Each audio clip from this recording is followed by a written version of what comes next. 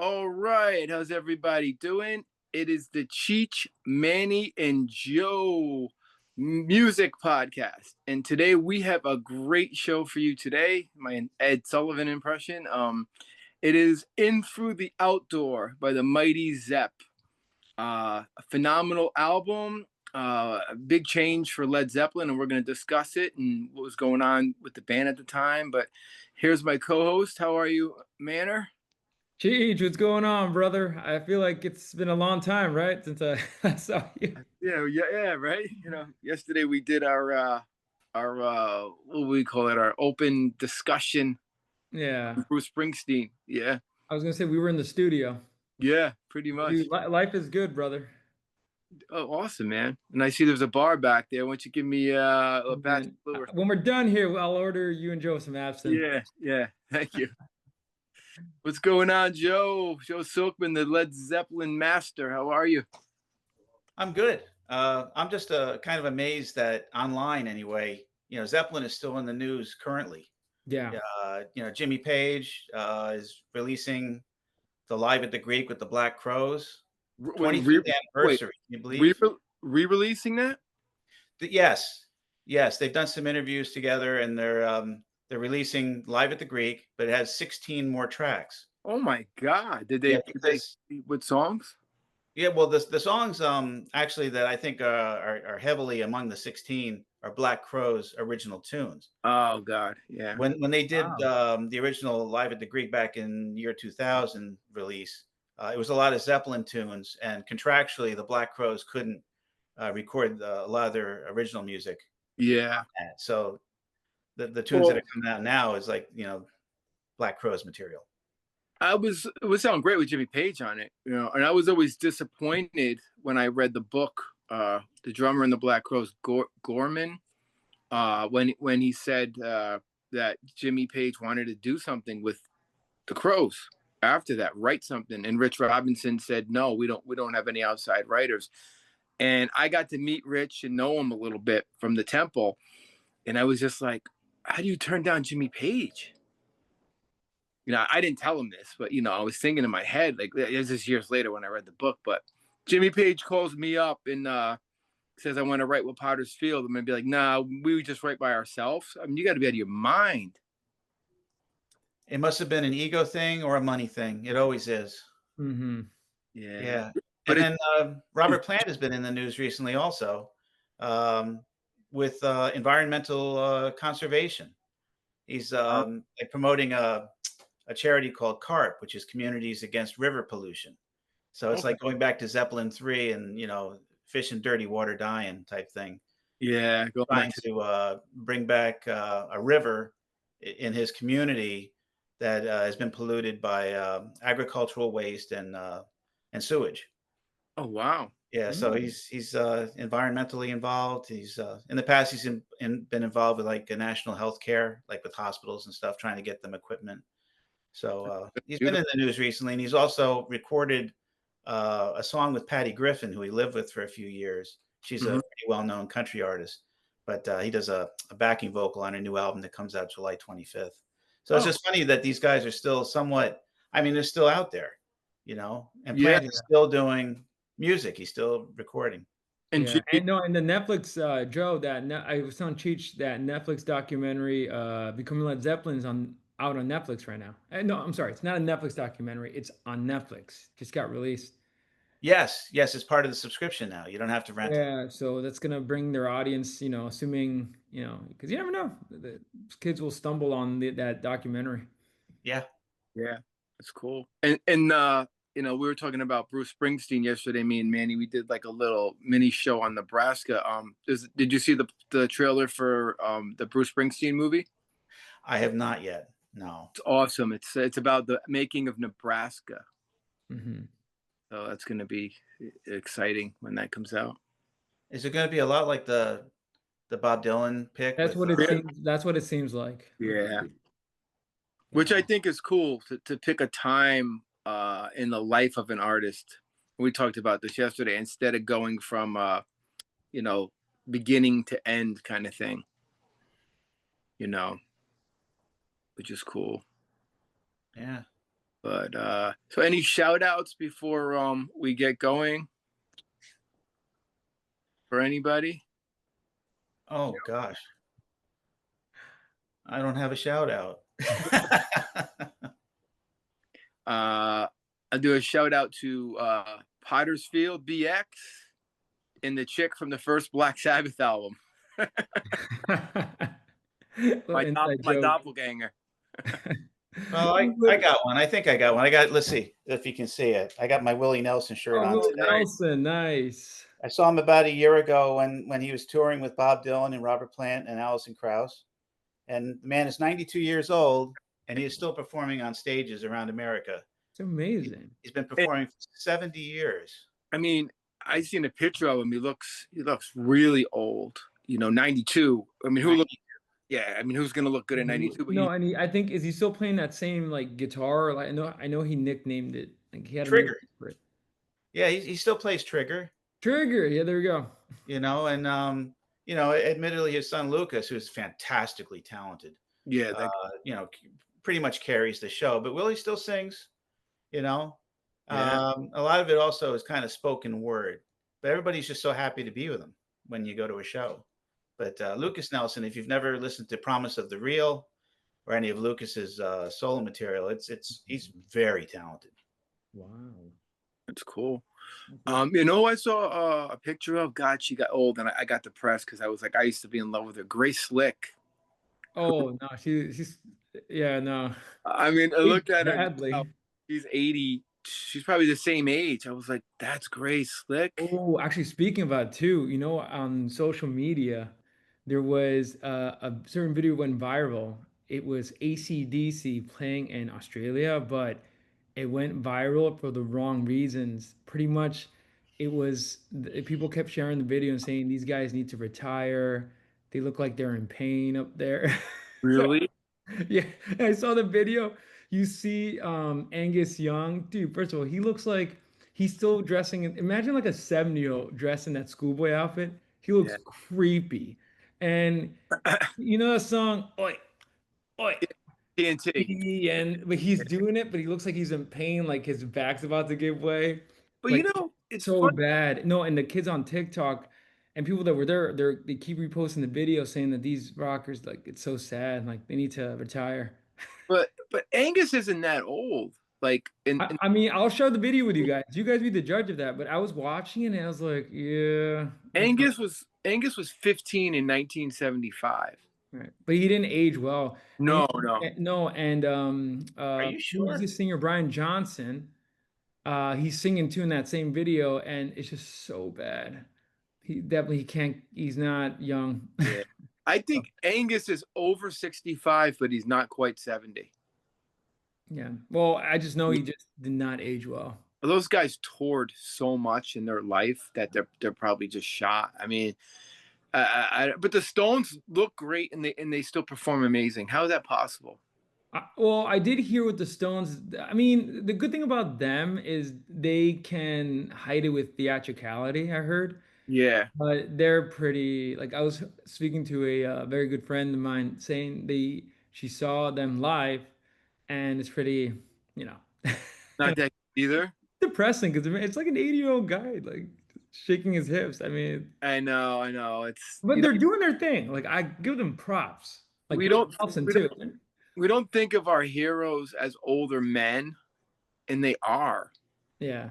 I mean, like even Maiden has so much energy. Like for guys in their mid 60s. Wait. I want to ask you two a question. You guys being, sages and like wise men because of your age. Like, what do you think? Do you think for a rock band there should be an age they should retire? Like, no, rock is a young man's game. What do you think? I think if you still want to do it, do it. If it sounds bad and you're doing it, at least you're doing it. You know what I mean? Like the rock and roll spirit. Yeah, but AC/DC can't sound bad. I can't imagine them sounding bad. No, they don't sound bad. It's just they look like they got out of the hospital to perform. It's really bad. Like, Yeah. I'm not going to lie. Like kids are gonna watch this, they're gonna laugh. Yeah. Like I don't think I know that was Angus's thing of wearing the I know Malcolm retired. He's not touring. One second. But I know Angus, he was wearing the famous schoolboy outfit, and it just, I think he should retire that. I think he should come out with that. It just didn't. I'll share the video with you guys. It was so anyway, I guess on the positive side, AC/DC's trending, but for the wrong reasons. Yeah. I mean, So anyway, and I just want to like bounce off your Gray Slick comment, like, yeah, yeah. It. I mean, I don't know. It's sad. It's sad, but at least we got the music forever. yeah, the recording is Yeah. an eternity. Yeah. Even Def Leppard looks old, and they're not old. Oh, they look the main singer. Joe Elliott. Yes, he aged badly. Like Yeah. it's Yeah. and he's doing the thing where I think he's dyeing his hair. Yeah. Yeah. And it just and he's still dressing. He's dressing like he was dressing like the 90s. But it just Yeah. It's he needs to not that old. Those guys are they got no. maybe 5 years on me, maybe 10 years, 8 years, something like that. They're not old, but it's crazy. I think a performer should keep doing it as long as they love doing it and people have an interest in it. The audiences will let you know when you've lost it. Yeah. Or they can evolve, like a Robert Plant evolved, into so many different genres of music. And now he's probably singing better than he ever has. Yeah. And he looks Alison Krauss, or working with the Band of Joy artists, and doing that Americana type music. And it's like, oh, he's turned his back on Zeppelin. Well, he can't sing like he's 23 anymore, just like Brian Johnson with AC/DC. When you go to see AC/DC, it's hard rock, urgent, no let up from beginning to end. It is so hard to do that night in and night out. Plant has evolved. Guys that I've seen, I'm seeing a lot of older people. It's so funny that I talk about John Anderson. He is having such an enjoyable time because of the younger band that he has behind him called the Band Geeks. I know that Yes is going on tour. They've only got Steve Howe as an original member, and they're going to play in Portchester, and I have no interest in going. Oh, and we need John Anderson, like Steve Howe. John Anderson, but because John Anderson is enjoying himself. You can tell he's enjoying. Well, he's been rejuvenated by the artists, the musicians that he's playing with. John Anderson is still Yes because he's the voice of Yes. Yeah, I will always say he's the. We could do it. Steve Howe should go out as Steve Howe playing a night of Yes. Yeah. He's going out as Yes because he owns the name, probably, Joe. He must have rights. Yeah. It is BS. But think of Robert Plant and what he's had to go through his whole solo career life. He will always be known as Robert Plant, former lead vocalist for Led Zeppelin. I mean, that's right. That on your resume. Yeah, Led Zeppelin, 12 years, solo artist since 1983. That's a lot of years. That's over 40 years as a solo artist. And I think he's been very relevant. And how come, like, Steve Howe and John Anderson and Rick Wakeman and Trevor Rayburn can't just say, hey, guys, let's hang out and let's do a tour? Like, why do they hate each other that much? I can't, no, everyone's getting older. In 10 years, they're not going to be able to do this. It's like the sad thing. It's the same thing. I've heard you talked about this. And I know, Joe, you know about this. When Cream reunited for that glorious, moment. And then they just couldn't, they were so petty. It's like, yeah. Could have just. Well, from what I understand, the 3 shows at the Royal Albert Hall in England were fantastic. It was just a jubilant time for all 3 of them, and they were buddies. But when they came over to do the 3 shows at the Garden, that's when the old feelings between Jack and Ginger, reared its ugly head. And Clapton, of course, got turned off by it. I saw the show. It was absolutely fantastic. It may be the bbest concert I've ever seen. I think I was in awe of Ginger Baker. I think out of all the reunions, and they were still relatively young, I think it's the best reunion from any band to come back and do a reunion. It's better than the Zeppelin one. Cream sounded better than they ever. I think Cream sounded better than they ever did. Period. That's what. Yeah, that's what I heard too from like mostly editorial and me watching. It was amazing. I just couldn't believe they couldn't like bury the hatchet and just. It's sad Like, because Ginger Baker passed away, right? Like in Yeah, Jack Bruce too. yeah. Well, if you ever have a moment, watch YouTube. We're Going Wrong by Cream at the Royal Albert Hall. Jack Bruce is fantastic. It's Oh such an emotional, it's a hard song to sing, and I'm like, wow, he's still doing it. Of course, that was 2005, yeah, I mean, but just I was in awe. And people were complaining on the various sites afterwards that Clapton should have played the wah wah pedal, for like, different songs. And I'm like, no, he did just fine. He was Clapton. It was Clapton's fun. Badge. Oh my God. Well, Badge they never played it when they broke up before that brings, album came out. That's a good song though. brings me to tears every time he goes into that middle guitar section. I literally weep. It's so fucking beautiful. Wait, the song Badge. Yeah, when it's a break. And what Clapton did is he played with the time, so he took his time before he went into it, and the crowd just goes nuts, and he goes into that. It's just like, oh my God. And then how it opens up, the doors open up, and you hear boom, boom, boom, and you see the crowd, and you see them on the stage. I mean, it's amazing. They're a good example of how to like age. And mind you, I remember seeing that video. They Yeah. look pretty old, first of all, just appearance wise. But because of the music and because I don't know who organized all that, it sort of they were so rejuvenated. It was actually really nice to see. And actually, I don't know if you two are Tears for Fears fans. I saw them live, like I think like last year or like two. Yeah, they're great.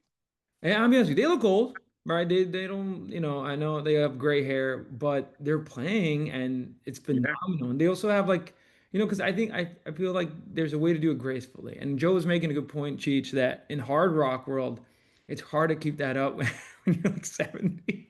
Like I you know. kind of have to change your like, repertoire and like, I don't know. Again, Nobody expected this, right? You know what I mean? Like when you're young in the 80s, the 90s, the 2000s. yeah, no one expect. Well, if I can quote Pete Townshend, I hope I die before I get old. I mean, Yeah, and the Who's still doing it. They don't look bad. I mean, Pete Townsend doesn't look like he looks okay, I think. Daltrey looks pretty good. yeah. Yeah. Yeah, but Townsend's up to his old tricks. He's complaining, I don't want to tour anymore. Yeah, he's a complainer. I'm not really, Joe, doing he's always it. been a I don't enjoy complainer. it. Huh? He's been a grumpy old man since he was 20. No, yeah, I did not realize that Pete Townshend has always been a grumpy old man. Like, Yeah. It's He's crazy. very funny when he wants to be, but he's been bitter in interviews lately. And I'm like, all right, Pete, if you don't want to tour, don't tour. Yeah. Stay home. You can write music. You can be in the studio. You can do whatever you want. yeah, Don't go out there just because Daltrey wants to. Daltrey can go and play solo. He can pick up a pretty decent band and go out there. I'm not happy that they fired Zach Starkey as drummer. No, they fired him. They got him back in the band now. Oh, this week he's back in the band? Yeah, it's like We'll see what happens next week. Stay tuned. I'm gonna shut my ear off and get the light on. Hold on. Yeah. All right. But at this point, while we wait for Cheech, I guess we'll start getting ready for In Through the Outdoor. Yeah, In Through the Outdoor. In Through the Outdoor, their penultimate album before Coda, which Cheech, Joe, Cheech and I have been like reflecting. This has been such a journey and how we got to this point, and we're about to conclude with Coda. And I was shocked with this album because I never gave it a chance. Like I only knew the hits Fool in the Rain and All of My Love, which those songs are good. They're good. But I actually now love the album. And if I could revise my top 10, I would include some tracks off this album and not the ones most people would think. So I can't wait to do a deep dive. And for our audience out there, you're gonna find me in that bar, that guy right behind me. Yeah. Order me an absinthe. So exactly. I got to agree with you, Manny. I like the album better now than when I bought it in 1979. That's what I was trying to tell Cheech. Does maturity play a role? Because I'll be honest with you, and again, I listened to the hits, Fool in the Rain, All of My Love. I thought they were okay. Definitely classic rock style. But I kept listening and listening to it, and I realized, wait a minute, this album is, and another hot take, better than Presence, first of all. And I actually like the synthesizers. And if anything, if Led Zeppelin continued on this track, they would have made it big in the 80s. This is my opinion, because you hear the, and we're going to talk about it. I don't know how you feel about the song Carusa Alhambra. I love that song. Like that There song. are some magical parts to it that are really good. Jimmy has some shimmering guitar parts on there that really are catchy. I like it. I think it's kind of like in the same vein as In the Light from Physical Graffiti. Hmm. Hmm. Yeah. It's moving in the direction of the 80s, and that's what I kind of don't like about it. I kind From of, the beginning, it has that weird break and 8 minutes in, like that weird video game song. Like, beep, beep, beep, yeah, beep, beep, beep.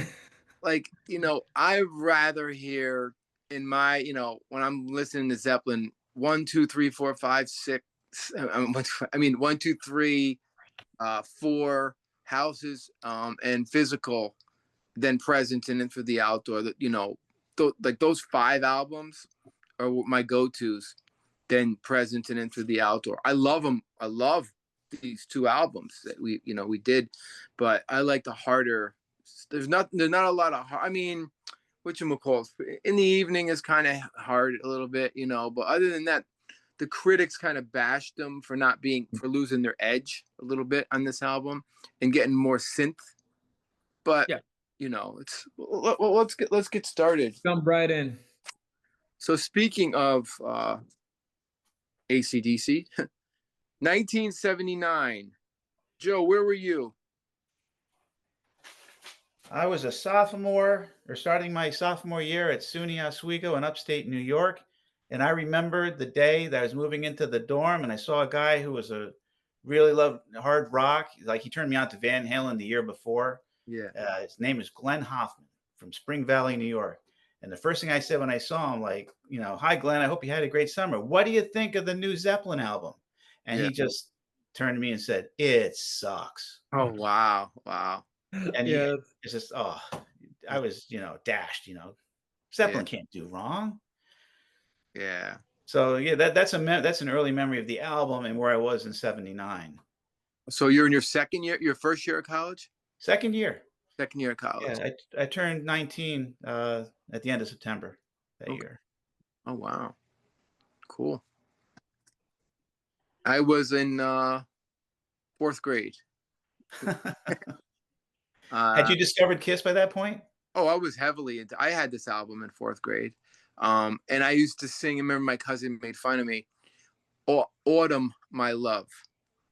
Autumn, my love. Autumn, my love. And she's like, "What's wrong with you? It's all of my love."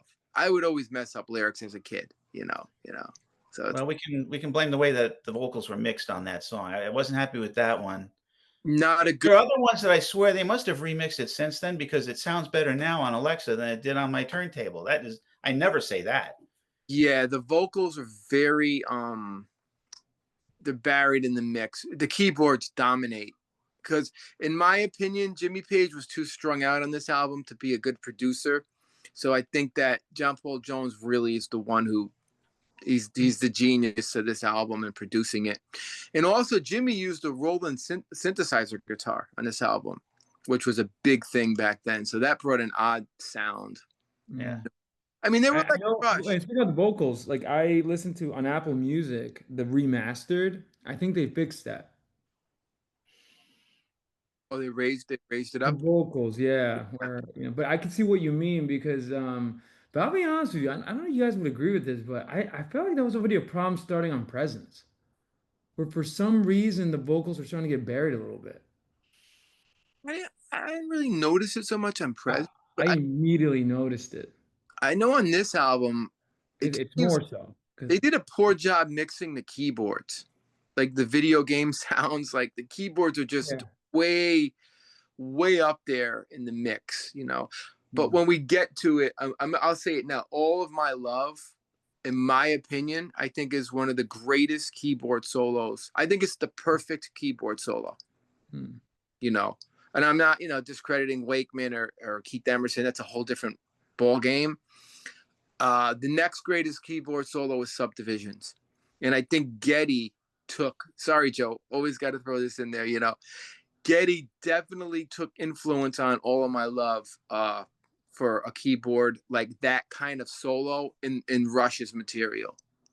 I think he was inspired by that. And That keyboard solo sounds proggy. Oh, it's totally proggy. Well, Very interesting. Yeah, you're right.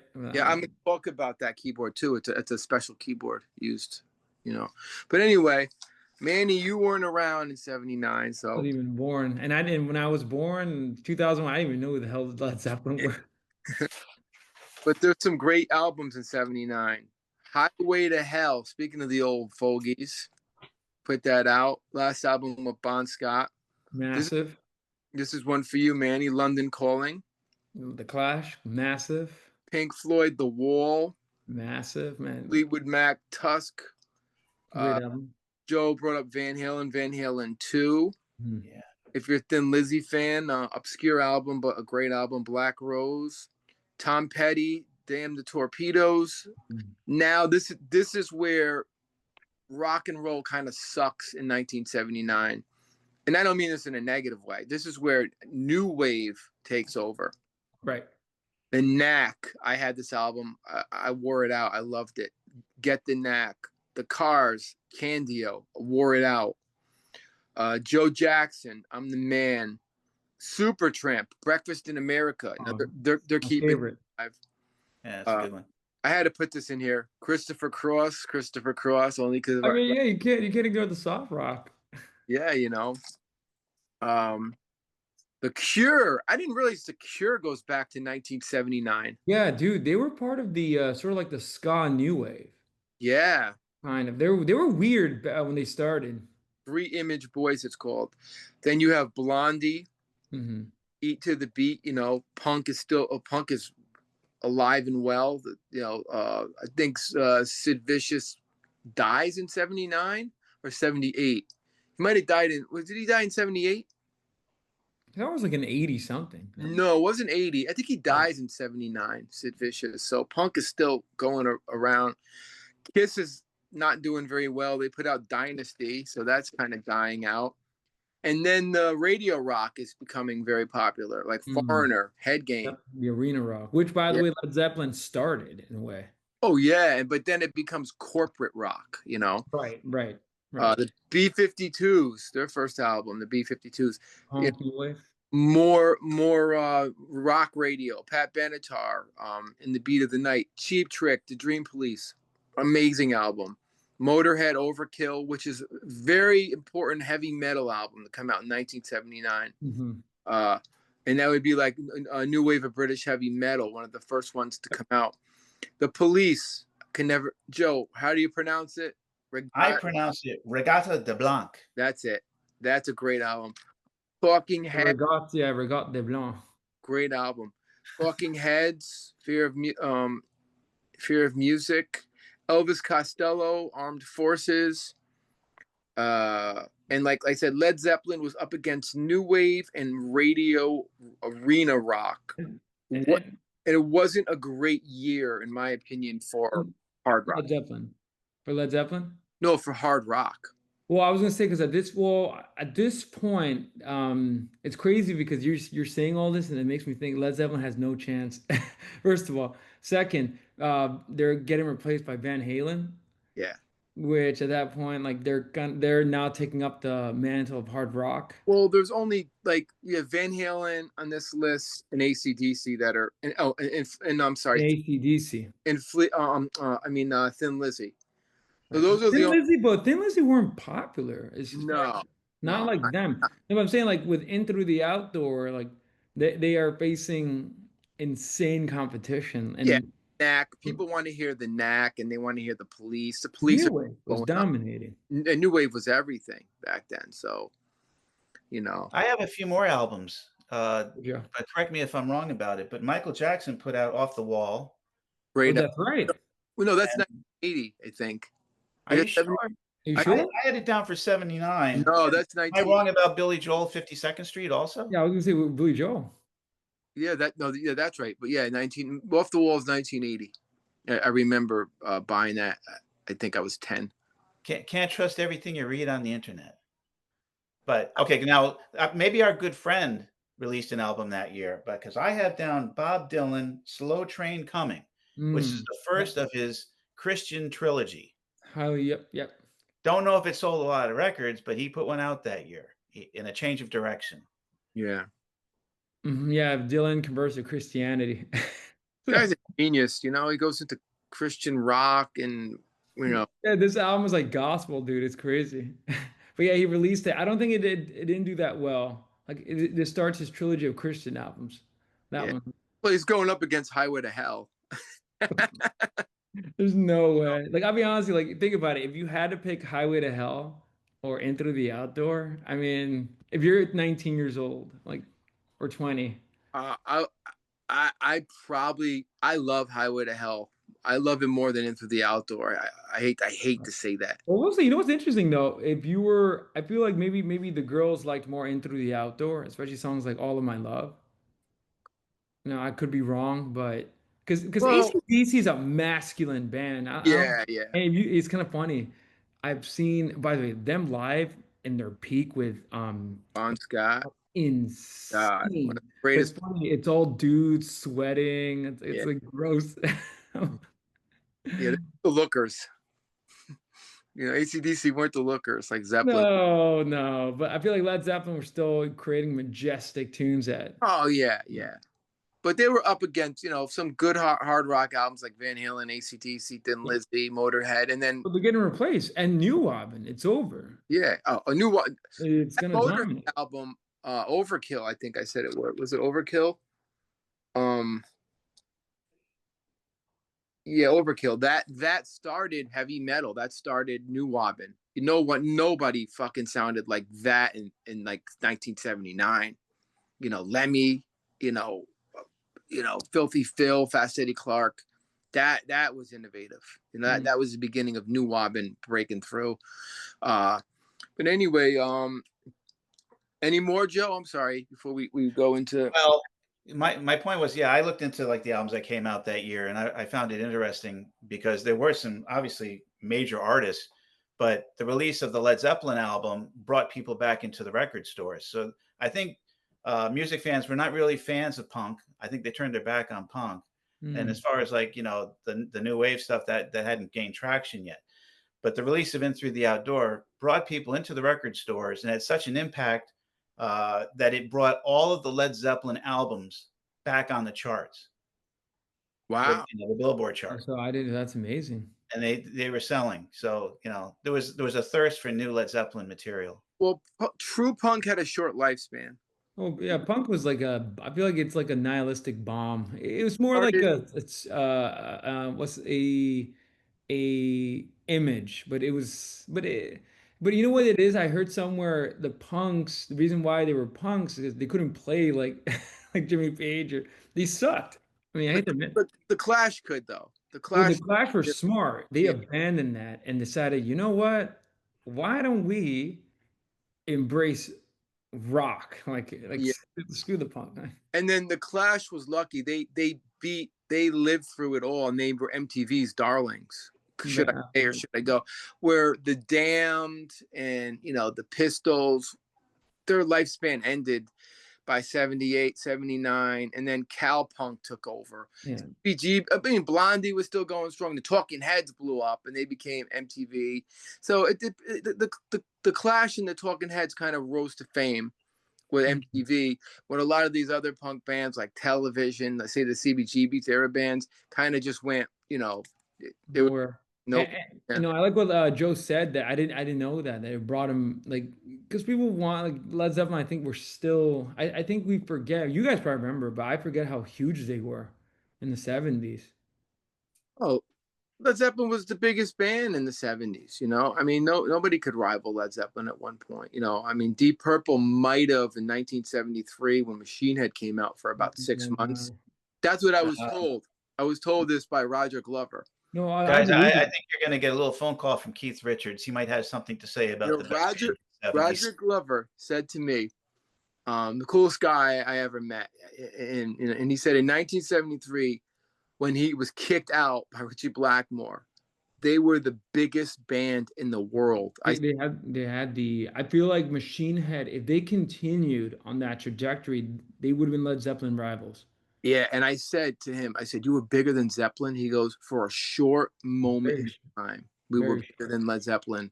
But at that point is when he got kicked out of the band. They're the biggest band in the world. "Smoke on the Water" is the biggest song in the world in 1973. Yeah.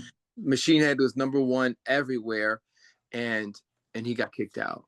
So if they had kept that core group of musicians from Smoke on the Water, yeah, would they have been the same as Zeppelin and the Stones keeping the same lineup? I'm convinced just based on the sound of the record. I'll be honest with you, I know Cheech would agree with this. I listened to the other Deep Purple albums after. They're not that good though. Like they're you gotta like I love them because I love the Replacements. I love Glenn Hughes on bass and a guy named Tommy Bolin on guitar, who Bobby loves too, you know. And it's not Deep Purple. It's Deep Purple embraced funk and blues. So because they got David Coverdale in the band, and Coverdale took them to a bluesy direction, which Deep Purple really, they were a little bluesy. They were bluesy, you know, but they were classical in blues. And it just didn't, you know, they didn't have the longevity. And, you know, like Sabbath kept going in 73, you know, if you're talking about 73, like Machine Head came out, We Sold Our Soul for Rock and Roll came out. And now in 1979, Black Sabbath is dying because Technical Ecstasy comes out and it's over. They're about to break up. When did Sunday Bloody Sunday come out? Sunday, you mean Sabbath Bloody Sabbath? Sabbath Bloody Sabbath? 1973. I mean, I know it's a hot take. After that, like I think they were on the downhill. Well, Sabotage was if you check out that album, that's a great album. Did it sell? I don't think it's memorable. It has a couple hits in it. Hole in the Sky, Symptom of the Universe. Okay. But then they got when they did Technical Ecstasy and why am I brain farting on this? I should be shot. Oh my God. There's another album. I don't know that came out after that. I should be shot. I'm sorry, Geezer Butler, but it's a great album too, you know. So. All right, but but going back to Joe's point, I feel this is my opinion too. Like before we're doing this deep dive. Oh, I'm sorry. I just thought of it. Technical Ecstasy is the album I'm talking about, and Never Say Die. That's in it. Never Say Die. Never Say Die is one of the worst albums. That came out in 79. 78. It's bad. The album cover is terrible too. It's a horrible album cover. I love the album. Okay. You know, I just love everything by Sabbath. Into the D. Right. But I feel like at that point they cannot compete with Led Zeppelin. Nobody could. No. But that's what going back to Joe's point, like Mach 2, Deep Purple, dude. And we listened to Jesus Christ Superstar, Ian Gillan. Right. Dude, they would have been Led Zeppelin rivals, but I think Richie Blackmore had to be a dick, just like made the band implode. Well, going back to my Roger Glover story, I always said, you know, how big of a dick was Blackmore? And he goes, "Don't believe what you read." Like he didn't say he wasn't saying he was a dick, and he was kind of. I took it like Ian Gillan could have been a dick too. One of them was. I did hear Blackmore was incredibly hard to work with though. Oh yeah. The guy with Jimmy Page, I think, was more nicer. Blackmore's like a Jeff Beck, you know, that kind of like, you know, weird, strange kind of dude. Wants it his way or the highway. What a fucking genius! I mean, Blackmore's a genius, man. He is a genius, though. Yeah, but still doing it. I mean, he couldn't have been too much of a jerk because when I saw Blackmore's Rainbow. He had Cozy Powell on drums. He had Roger Glover on bass. He had himself playing lead guitar. Here's the problem with Deep Purple. I can't remember who the singer was. They must have had, 6, 8 singers? For a lot of years. But their classic period, my opinion, is Ian Gillan. Like, had they continued, but they made you're right, they made the mistake of just, like, recycling singers out there. And I think the famous Ronnie James Dio? Yeah, Dio. He was in Rainbow. But here's the thing, Joe. Blackmore had the classic Rainbow album, Rainbow Rising. You know, the stuff you're talking about. It's hard. It's metal. It's Well, like, that's with Ronnie James Dio. yeah, with Dio from like 1975 to Long Live Rock and Roll 1978. Then Blackmore's like, I need a different sound. He fires everybody and he rehires Roger Glover. Yeah, he's like schizophrenic, and he's so. And it's not that he's a dick, but it's just based on what I've read and watched, he's just challenging to work with. Yeah, they got Graham Bonnet as a singer, and then they got Joe Lynn Turner, and they became a radio rock band, almost a corporate sounding band, Rainbow. You know, so at that point, I think it might have been Graham Bonnet that I saw. I saw him in '79. They opened for Blue Oyster Cult. Yeah, that was Graham Bonnet. Yeah. Since You've Been Gone was the single. Mm-hmm. But, good song, very poppy. Talk about corporate rock sound. Oh yeah. Well, let's dive into the great Into the Outdoor, the 8th studio album, recorded. This is crazy. Recorded in 3 weeks. Joe, do you know where this was recorded? Hold on. Well, you said bigger? Was it Polar Studios, the ABBA? Yeah. The recording studio? It recorded in ABBA Studios in Stockholm. Released Sweden. Mm-hmm. Released on Swan Song in '79. Produced by Jimmy Page, but I say John Paul Jones had a lot to do with the production. The singles, Fool in the Rain, great choice. Hot Dog, not a great choice for a single, in my opinion. I mean, depends who you ask, though. I feel like, remember that band, Joe, you know that band in the 80s that had that weird rockabilly sound? Stray Cats. Stray Cats. Yeah. Like, they probably took inspiration from like this song and what we talked about in the last. Well, I think they were going more for that, like Buddy Holly, like kind of, you know. But see, but that's how I heard Stray Cats. Like, Yeah. These rock and roll, like it's weird. Yeah. The Stray Cats kind of brought that back, but it's crazy because they were trying to bring back a movement and it didn't catch on. Why would it? Only the Stray Cats were popular. Like, that's what makes the Stray Cats so genius. Like, they were all over MTV, sounding like the 50s. You know, my dad loved them and stuff. And it was like Bill Haley and the Comets all over again. You know, it was amazing. Brian Setzer, genius. That's a good point, Manny. So I'm probably the only person you know that ever saw the Stray Cats in concert, and we were down in the second row of the general admission Mid Hudson Civic Center in Poughkeepsie, and their heyday, right in front of Lee Rocker, the stand-up bassist. Oh yeah, he was great, screaming at him the whole night, Lee, you know, and he would, kind of smile at us and pump a fist. Yeah, but, very talented. I mean, Slim Jim Phantom on drums. He only had one drum. He had one drum. He made good use of it, you know. But Brian Setzer, outstanding guitarist. Yeah. They put on a show. Yeah, they were great fun. Yeah, he had a great look about him. They just had they came out with a sound that nobody had in 1980. What was it, 82, 83? It's very unusual because of the sound of the time. But just going back to Led Zeppelin, that's why Hot Dog, and there was one more song on Presence that had that weird. They were trying to like bring back that Buddy Holly 1950s, you know, Big Bopper vibe, or also a little bit of rockabilly in there. But definitely the weakest song for sure. Yeah. So Fool in the Rain, I love, so that, you know, but like I said, John Paul Jones is the brains behind this whole album. Page and Bonham were not in good shape, let's put it that way. As we know what happens in the end, sadly. It was a huge, successful album. It went to #1 on Billboard 200, #1 in the UK and Canada.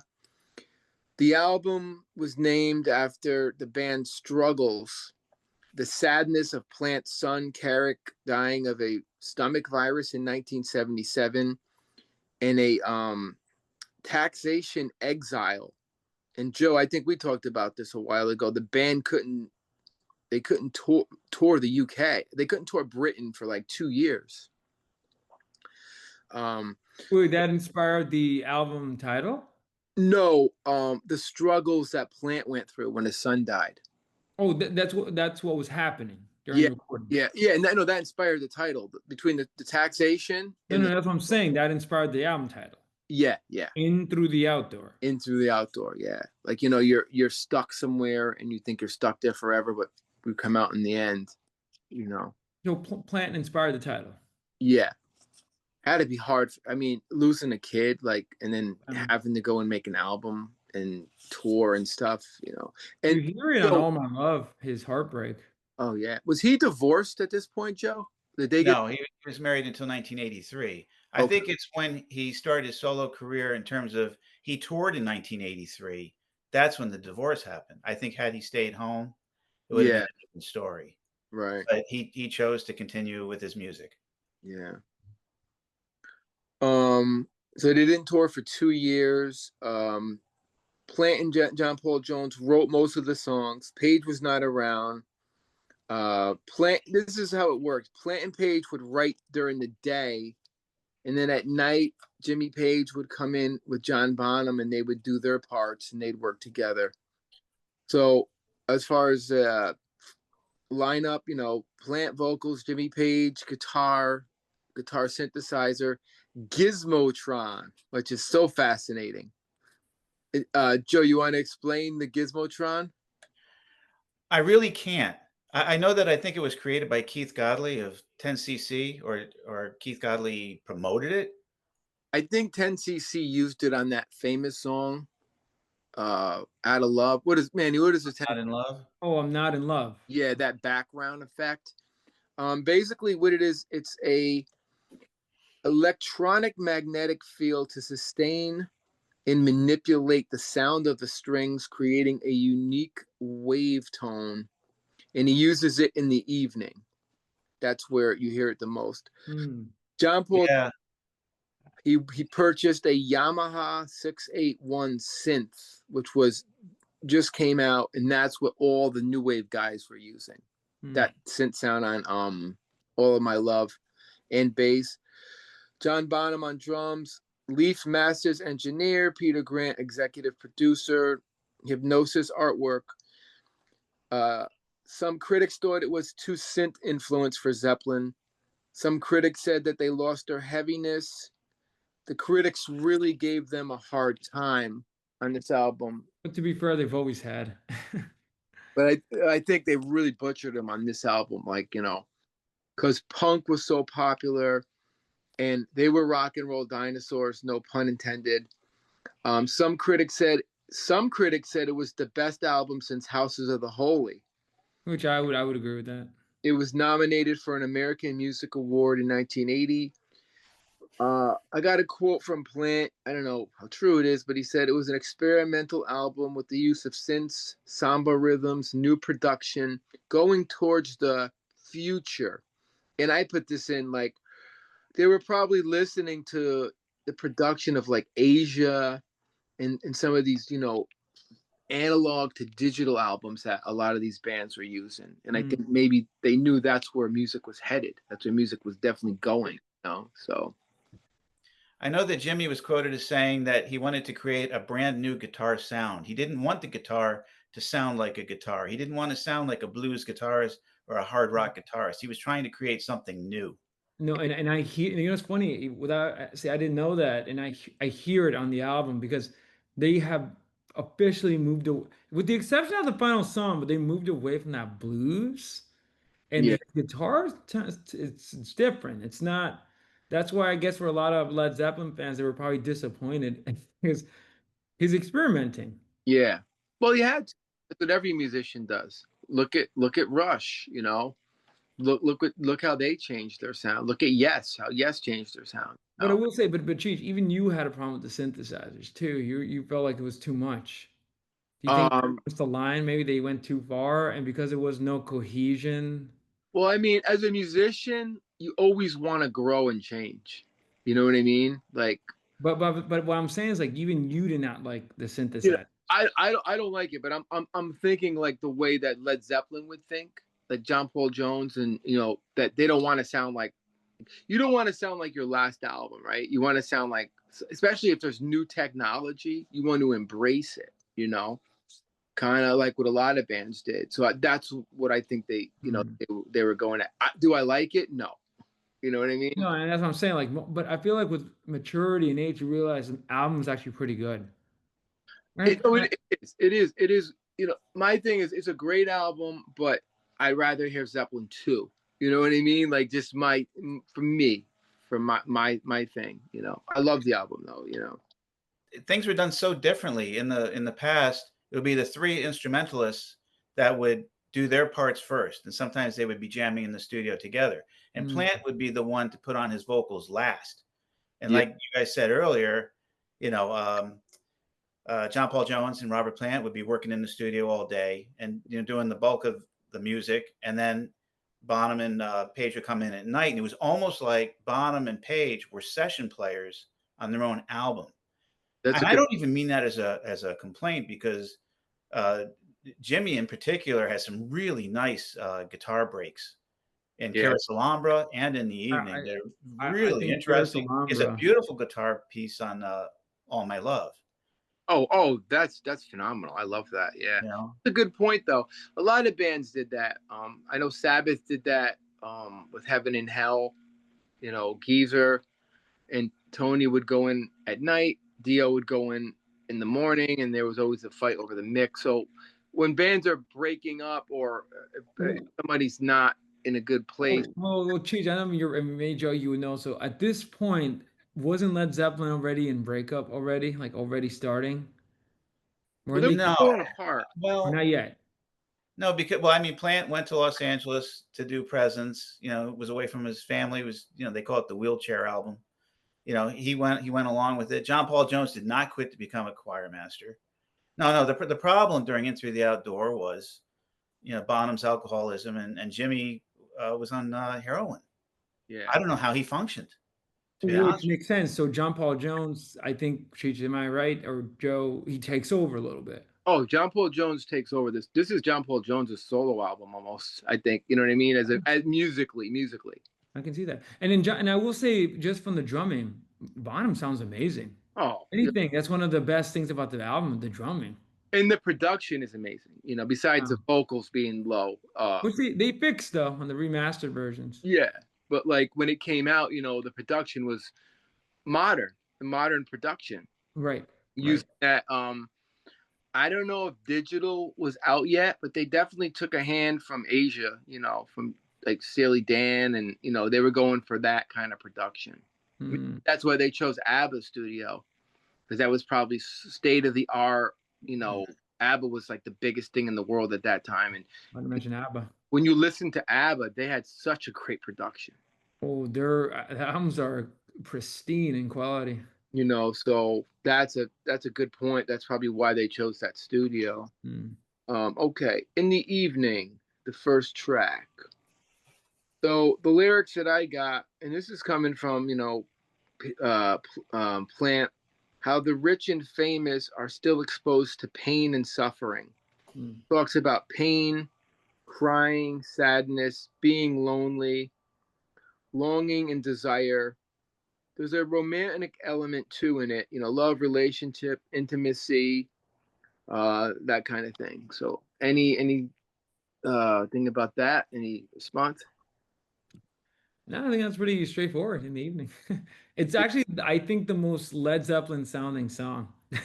You did. Well, what I love is the very beginning where Jimmy is playing the bow, and I think Bonham has sort of a treatment on his drums to get underneath the bow with the droning of the evening. I think it's a great beginning, and it's a classic Led Zeppelin beginning, and it reminds me of the beginning of the CD for How the West Was Won, when they released a live concert that I think was done in San Diego in 1972, and they opened the show with that drone going through the speaker system.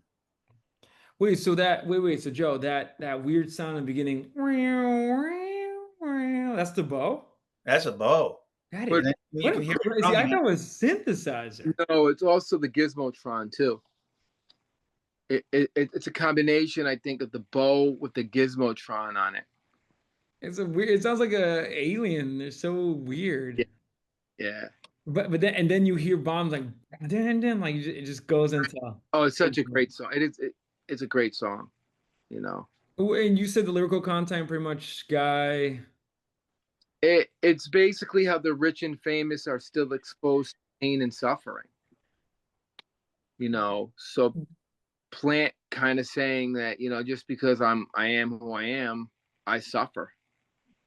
You know, from a fan's perspective, we don't see that. We see them as golden gods, but Right. Oh, so and Plan wrote this. So most likely it's yeah, kind of a little bit, yeah, little autobiographical or yeah. somewhat.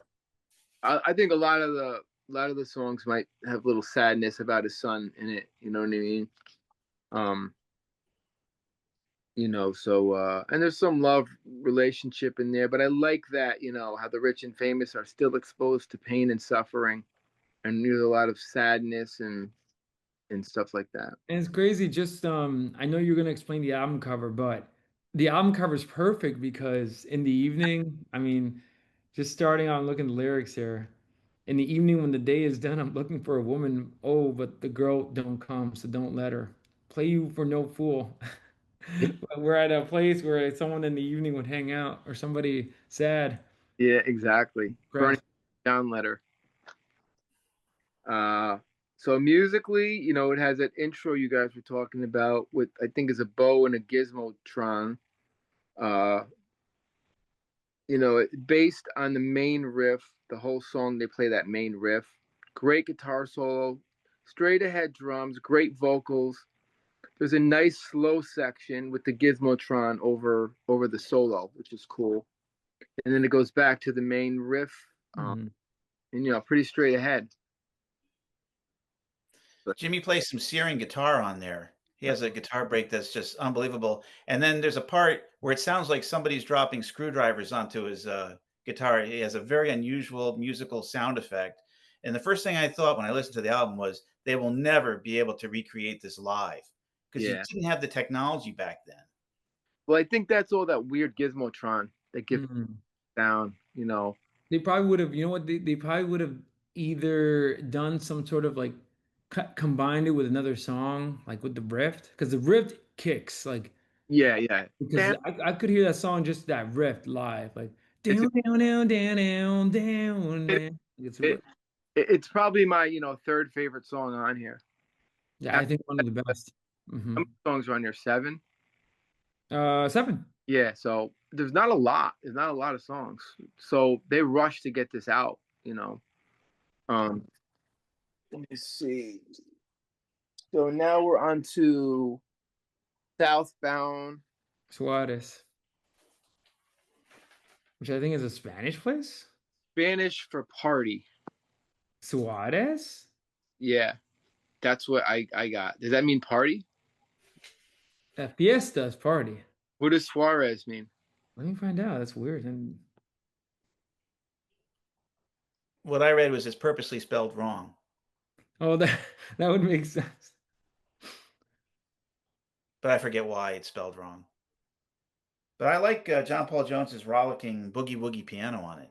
I Oh know yeah, that Yeah. is that the one you thought was cheesy? I like it. No, I love it. This is, if anything, is one of my favorites on the album. Paris Labunga. It's like their famous South. Joe, I made this point, and I don't know if you remember that Led Zeppelin kind of created this genre. They didn't create it, but I just love when they go into these dance rock moments.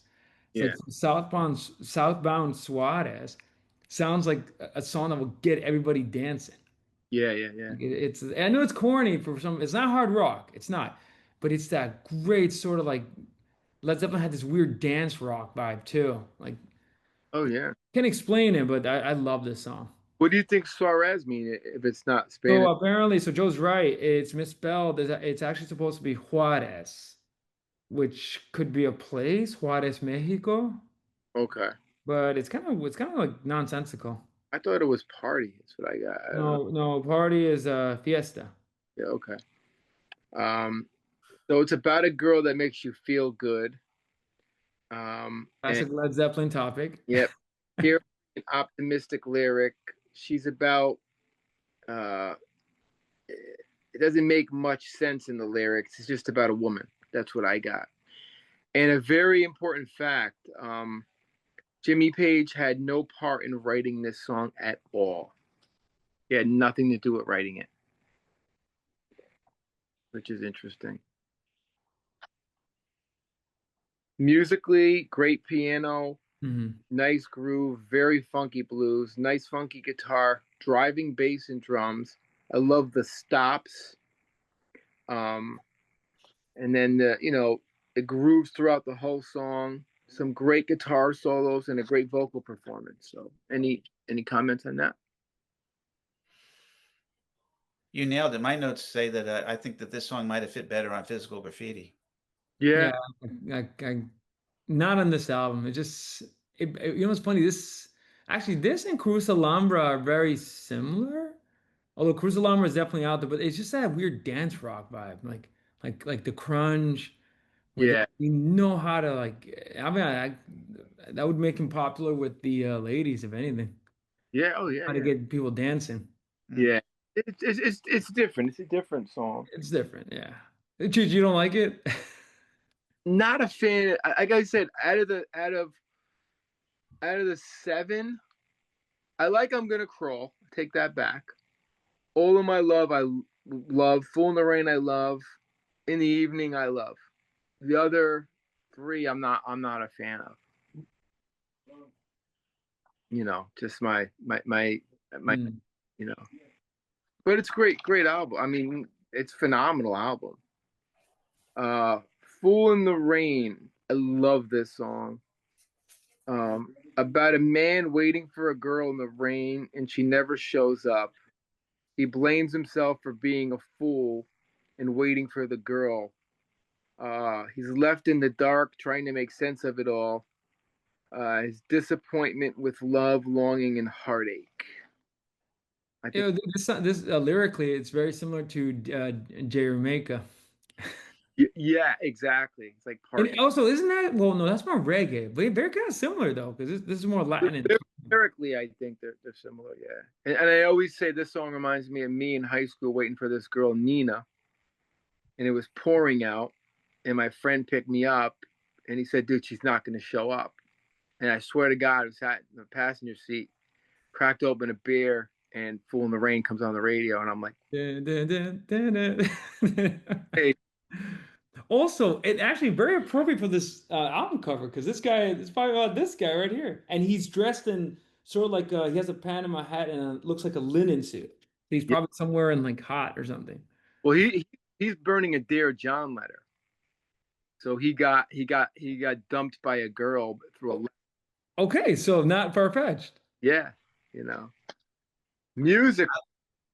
Any comments on the theme, Joe, Manny? I'm sorry before I go on. I like the opening lines to the song. I really do. We've talked about it at the temple.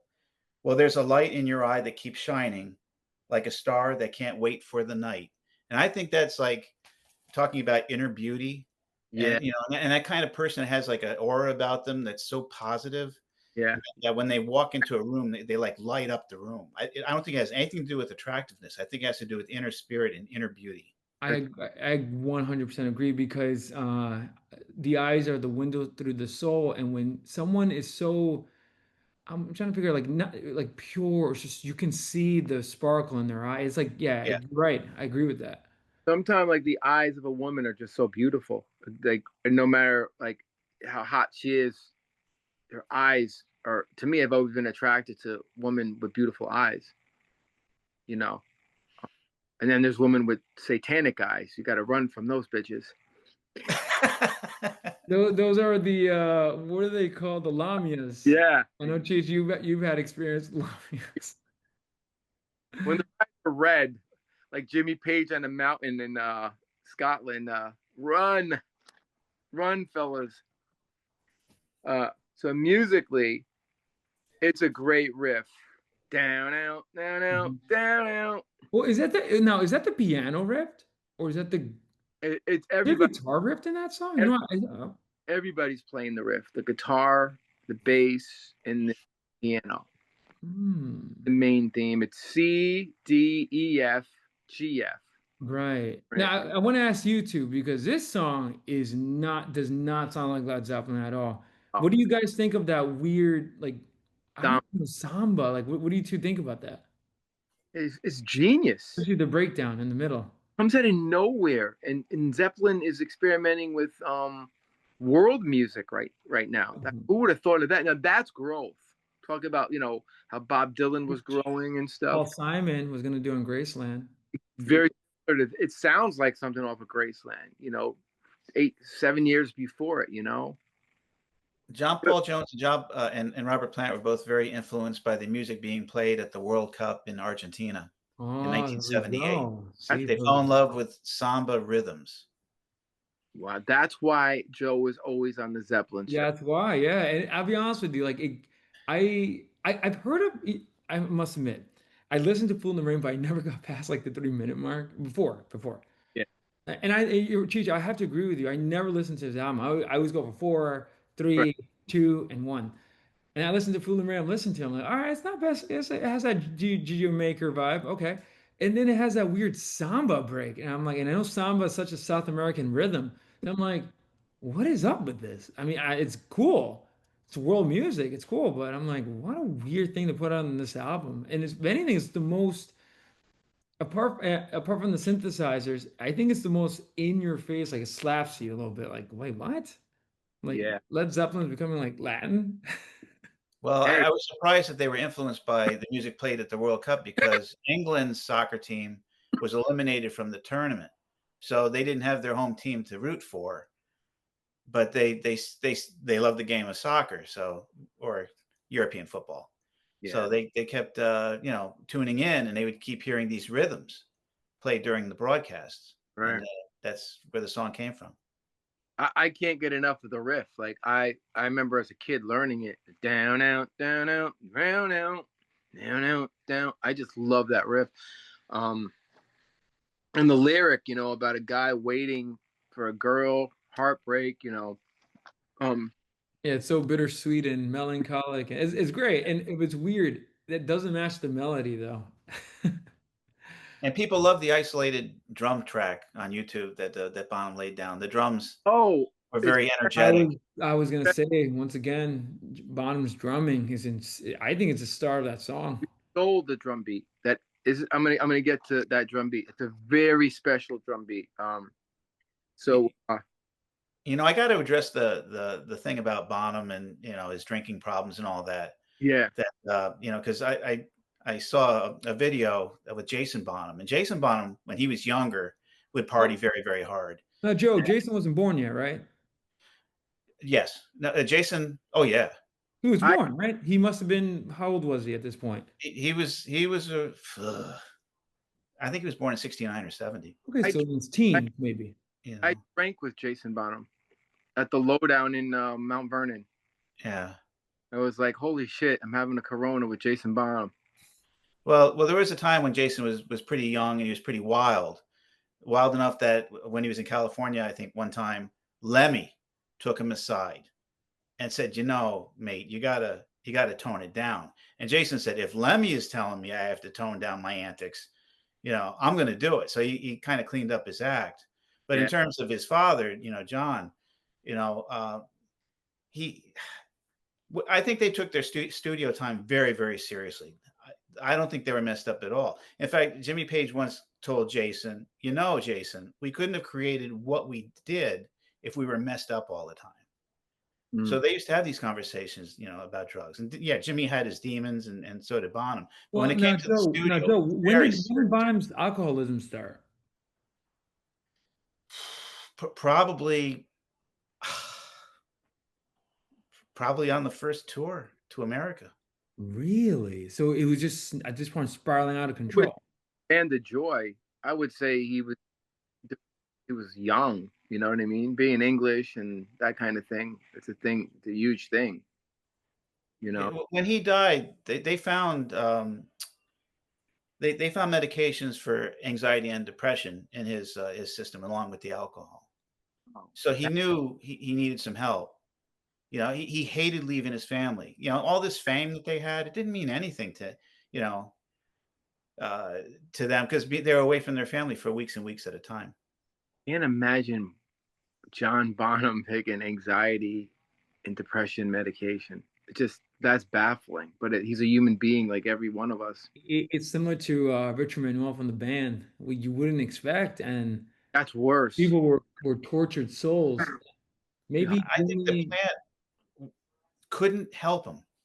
They were the best friends, and their families, they lived very close in the same town. You know, they were very social with each other's families, very friendly, and Plant couldn't get through to him. Yeah. And I'm to the point where I think Plant might have given up on trying to help him. Yeah. Wow. Sad. And he was only 30 years old, which is like really sad. But I would like to think we would do things differently now. If you have a buddy that's had that much to drink, you don't just prop them on their side with a wastebasket to throw up in. You stay with them.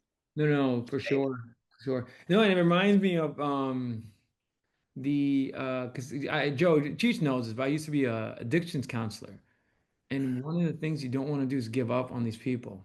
no. That's I feel like maybe Paige gave up, Plant gave up. John Paul Jones is probably, and again, they're wrestling with, Plant was dealing with his own issues. Very haunting though, very similar to Keith Moon too. Yeah. Yes. Think about it. Plant's son dies. I mean, that's destroyed his life right there. Loss of a child is the worst fucking thing that could probably happen to anybody. God forbid. I can't even go there. John Bonham misses his family. He's really a family man, so he's doing his thing way too much. Paige is strung out on heroin. Now, I will say, Cheech or Joe, how did the heroin and Paige thing happen? I don't know how it started. All I know is that Jimmy has never apologized for it. He thought it helped his creativity. And like Jimmy has never apologized. Keith Richards is the same way. He never apologized, even though it hurt other people, and people that got sucked into that circle were often very damaged by it. A lot of jazz musicians felt that way. Mm-hmm. Charlie Parker, I know. Yeah. I don't know. Coltrane was addicted to heroin. Coltrane, right? Coltrane, Charlie Parker, Miles probably. It has something to do with creativity.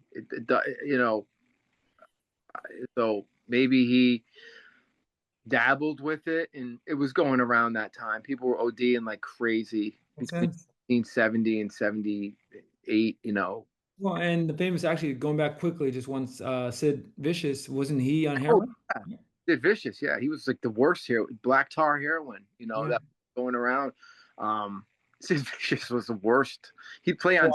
He pushed it to the scary extreme. The needle marks on his arms and stuff. Like he was. No, I worked in, just a little small blurb. I love my work as an addictions counselor. I worked with alcoholics and those addicted to heroin, and that's why you tell me Paige was on heroin. I'm like, that's frightening, because what I saw was horrible. Like, yeah, and how he kicked it, that's amazing. Because once you get into heroin, you're fucked. You may never. You're gonna need a lot of help.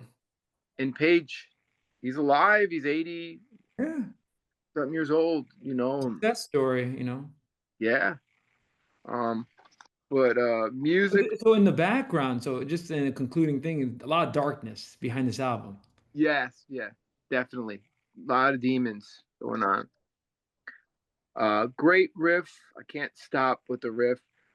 Some people say it has a new wave influence. Yeah. I can hear it a little bit, kind of, how Talking Heads experiment a little bit. Yeah, like that. I can see that.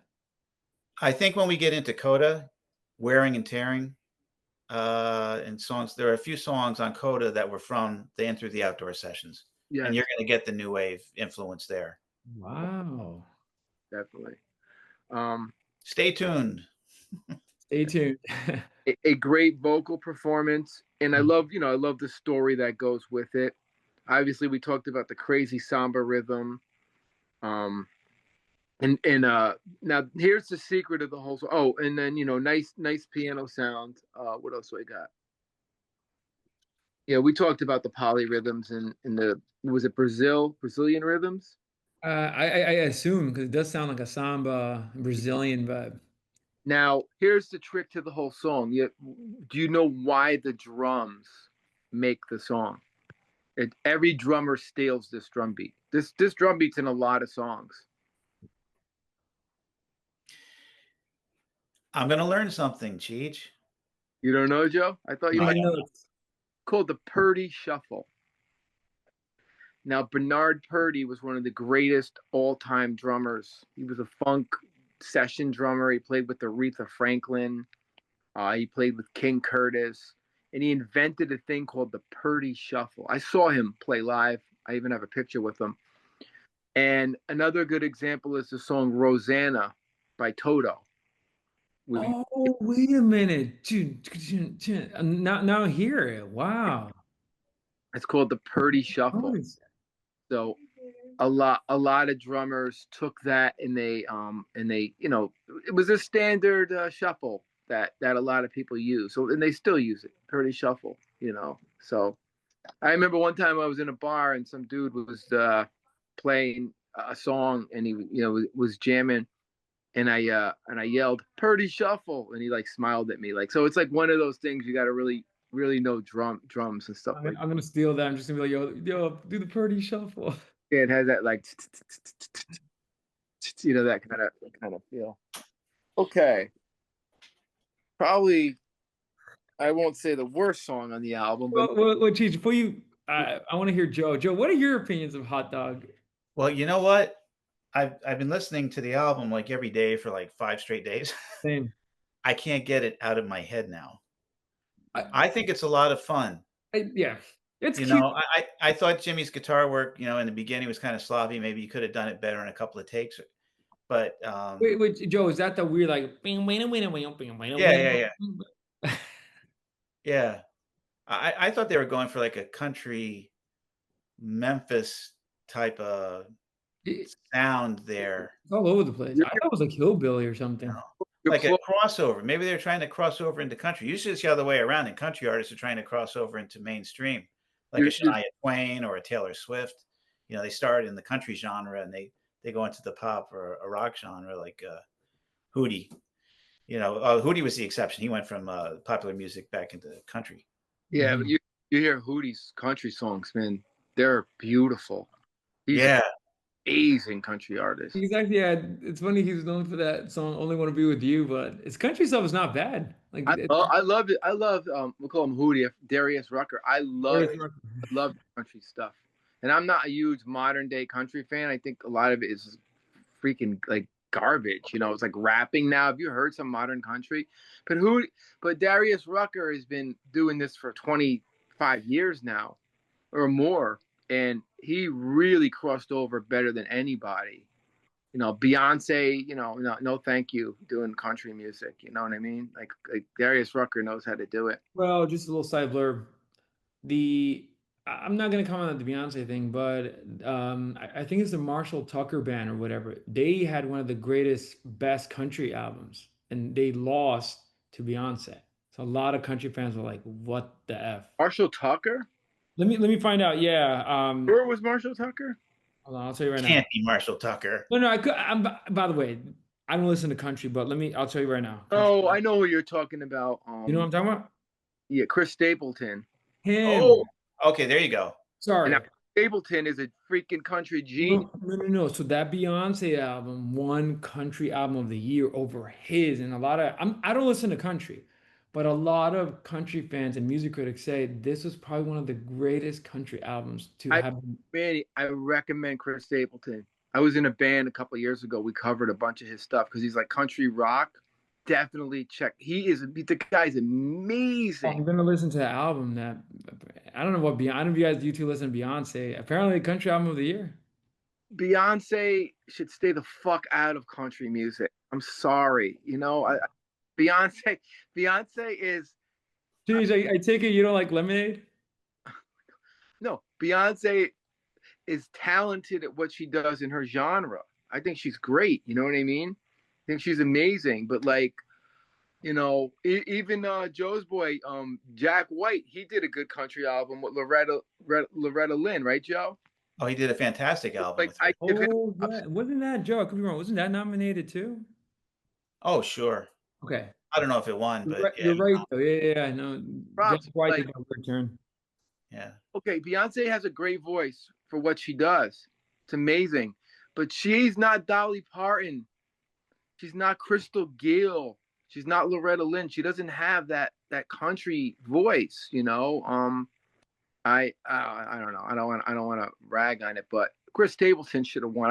I get angry with that. Well, no, that's why I say like it's funny how you said that country music sucks, which in a way I think I agree with you. But then you get magic like him, Chris Stapleton, who released one of Yeah, his albums. right. I don't want to say it all sucks, but like, have you heard some of the country rap that's out there? I don't know. Oh, it's terrible. I rather hear Chris Stapleton over anything. So Hot Dog. It's about a girl.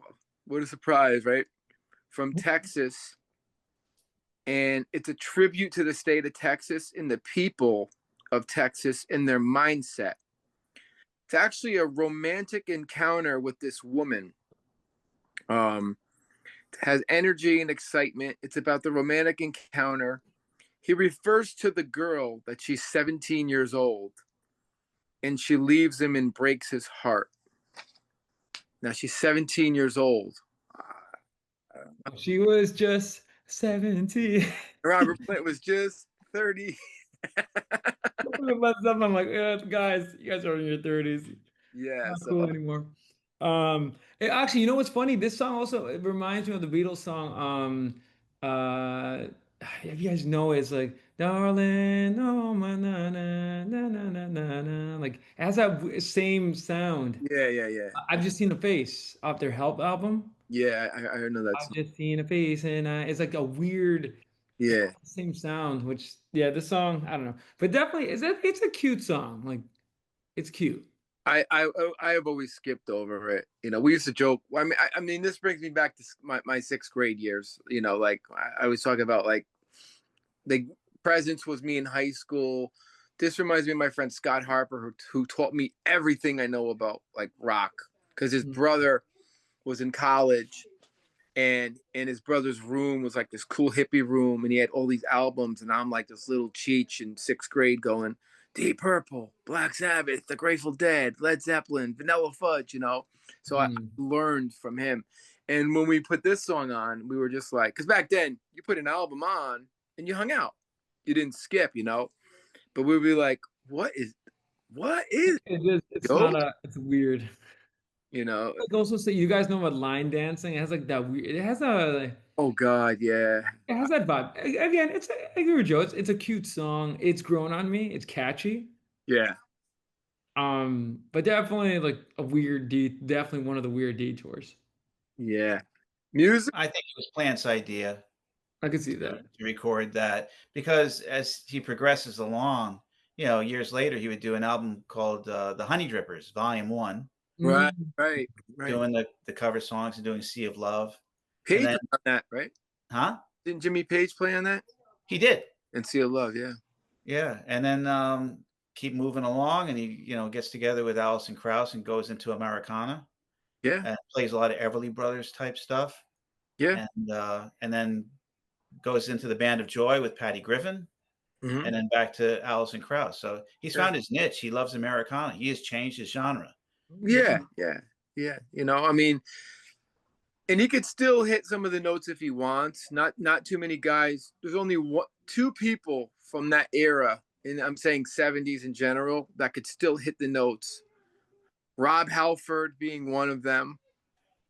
And I seen a recent video of Deep Purple rehearsing, and Ian Gillan, I don't know how he does it. He looks like he's 100,000 years old, but he hits the notes like he's 20 again. So it's pretty amazing. But yeah, you nailed it. Rockabilly, great guitar lick, really fast tempo, country hoedown influence. Ricky Nelson, Elvis, amazing. You got to give John Paul Jones props. The piano solo's insane on this.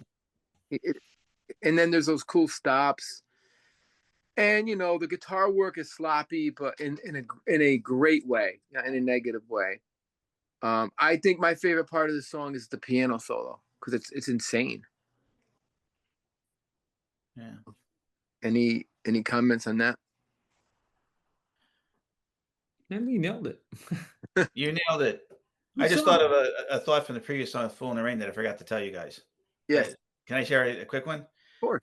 "Fool in the Rain," it turns out that in 2005, Pearl Jam invited Robert Plant on stage. It was during a benefit concert for the survivors of the Katrina hurricane, Uh-huh. and they did "Fool in the Rain." So Led Zeppelin, I don't think ever did "Fool in the Rain" on on a stage, but they Wow. did it. But Robert Plant did it with Pearl Jam, and it sounds fantastic. As far as Robert Plant's vocals, it sounds just like the album, and he did that in 2005. Wow. It's You a know, fun YouTube video. who did a great version of it? I don't know. I came across it on what do you call those things when you keep scrolling up, Manny? TikTok, Instagram Reels, Yeah, reels, but you go from reel yeah. to reel. There's a name for it, right? What is that called? Instagram Reels. Yeah, Doom scrolling. isn't there a name they call it? Like I don't know, like Is it different than going down the rabbit hole? Vine, like a Vine or Oh gosh. No, anyway. what you're talking about, you're either on TikTok, you're either doom scrolling or you're scrolling on the Reels, Instagram. Yeah, I was scrolling on the reels, and Dave Matthews does a fucking amazing job of "Fool in the Rain." I could not believe it. I'll be honest with you, I could see that, and I could see. I'm sorry, Joe. You said Pearl Jam covered it with Plant. With Robert Plant. I could see that because it's a good song that people can cover. Yeah, It's a great song. yeah. Dave Matthews, and he has that samba thing going on too. Like with his drummer and stuff. Oh, wait, does he do that weird Dave Matthews dance too? Yeah, I mean, like, Dave Matthews, he grew on me. I was not always. I was gonna say, didn't you? Wasn't he like your Jack White at one point? Didn't you hate At him? one point, he was, and then I kind of like my friend's really into him, and then and he was sending me a bunch of stuff, and I'm like, you know what, I like some of his songs like Crash and stuff like that. I think that's a fantastic song. Yeah, He has some good ones. yeah, he's got a great. He is hated, which is interesting. Well, I hated him because of my old boss. I just throw it out there. Um, and Joe was at the temple at the time, and you know who I'm talking about, Joe. I don't know, little short guy. I won't mention his name, but he used to work with us. Yeah, he would go to the shows. He loved it. He Yeah, loved it. They were a jam band. I guess people don't like jam bands. cranking that shit up. Well, I know jam bands usually get, I don't know, like, I don't think they're hated, but they have their fans, huge fans. Like, I love jam bands. Like to me, no, like, I'm saying, but they're not. I'm trying to and it's funny. Dave Matthews gets a lot of that hate. Like, but why? he commercial jam band.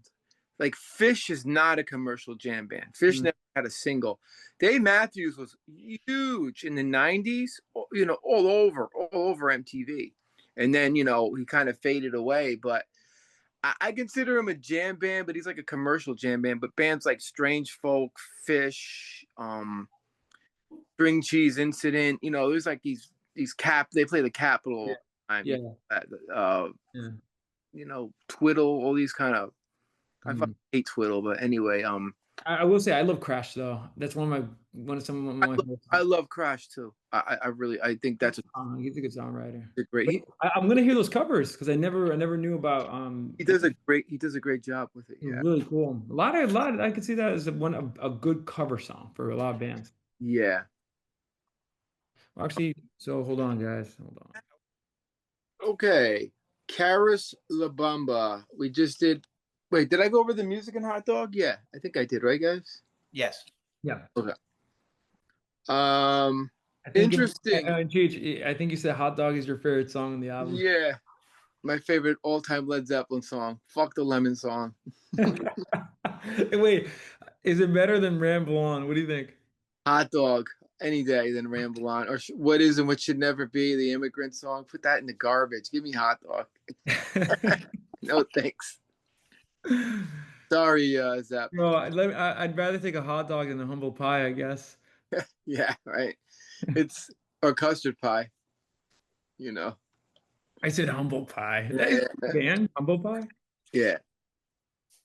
All right. So Karis Labamba. Am I saying it right, Joe? I don't think so. How you, Oh, how you, really? I think it's I had to say Carousel Alhambra. Carousel Alhambra. Carousel Alhambra. okay. Carousel. Yeah. I don't know. And I will say just a little blurb.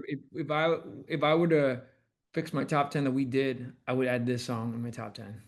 Really One of my favorites. interesting. It does have some catchiness. It has catchiness to it. Influenced lyrically by William Blake and Walt Whitman. Lost love, the longing and searching, a poetic reflection, very abstract, mystical lyric or a passage of time. The lyrics are like a poem. In between the verses, there's a ha ha ha ha kind of that he sings in between them, or ah ah ah ah, whatever it is. I can't hear it in my head. He says something like held now is said a lot, and take the fruit could be a reference to Adam and Eve. I don't know. This is my opinion of the song.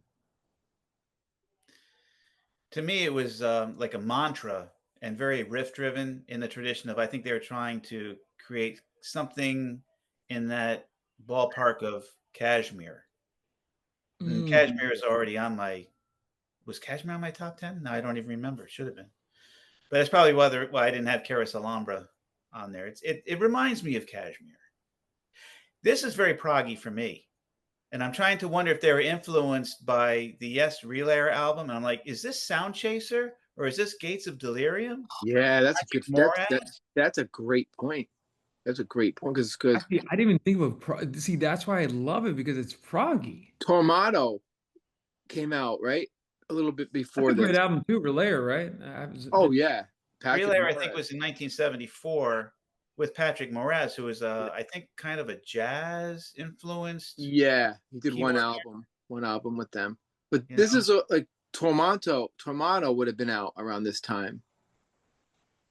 79, right? Yes. So they could have been influenced by, or they could have been influenced by another prog band from Canada. Who knows? If I listen to 2112 and they're like, yeah, we need a prog rock. And actually, it's funny. The song is 10 minutes. Yeah, I wonder what Led Zeppelin thought of Rush in the 70s. You know what I mean? Like I never heard any interviews. Like not Rush now. Like obviously Rush are icons now. You know, so Zeppelin Robert Plant is friends with Geddy Lee and stuff. But I wonder, like in the 70s when they first heard Rush, what they were thinking. Like, what the hell is this? Or this is awesome. Or this sucks. I don't know. What I want to know is, was Geddy already experimenting with synthesizer sounds in 1979? Cheech, the expert. Well, Geddy brought keyboard sounds to Rush in 1977 on Farewell to Kings. Mm-hmm. You know, all the Moog stuff. Famously, if I Cheech, because I love this song too, Xanadu. That would be now Xanadu. It's a nice keyboard solo. It's like spacey, but Geddy was just learning how to play keyboards. Circumstances is a nice keyboard sound off of Hemispheres, but Geddy didn't really rock out on the keyboards until the 80s. You know, obviously Tom Sawyer, but Tom Sawyer's minimal. It's not complex, but Subdivisions is a complex, very, very complex. On signals you hear it like but there's a keyboard solo in the song. Yeah, you know, and it reminds me of All My Love. You know, so I definitely hear that.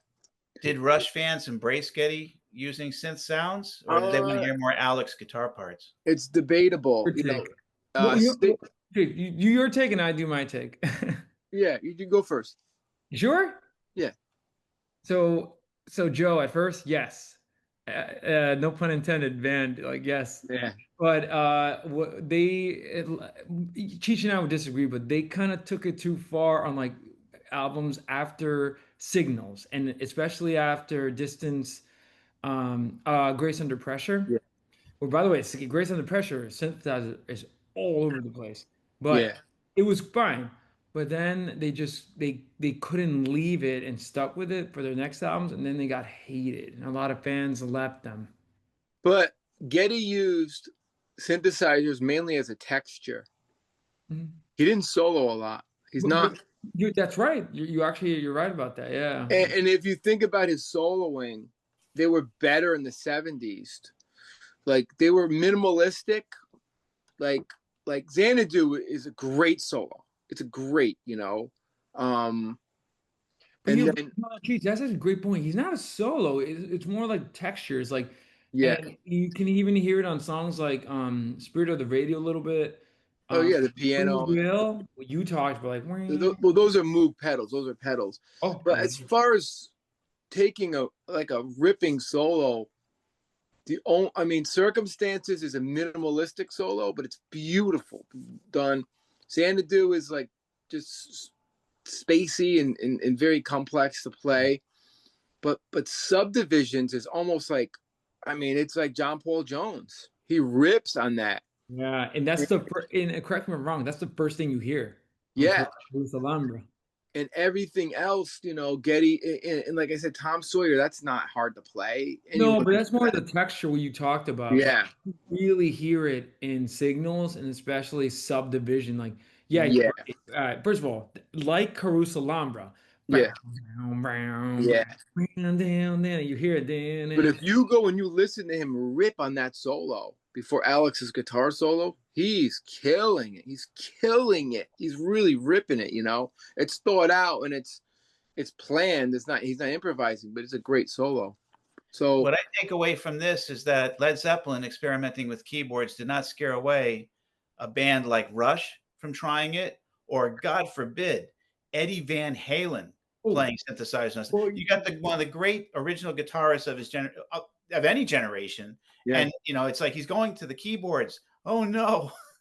Well, it's funny. He plays one of the best solos. I love that solo on Jump. It's pretty good. Yeah, and there's a couple of even Why Can't This Be Love? Yes. I mean, I like that. Oh, era, and on Right Now. What's that album that has Jump? 1984. Oh, I'll Wait. There's a group. I was gonna say I'll Wait. One of them yeah. was actually, speaking about soft rock, one of them was written by Michael McDonald. I'm pretty sure. And I think it's I'll Wait. Really? Yeah. Really? Yeah. It's random.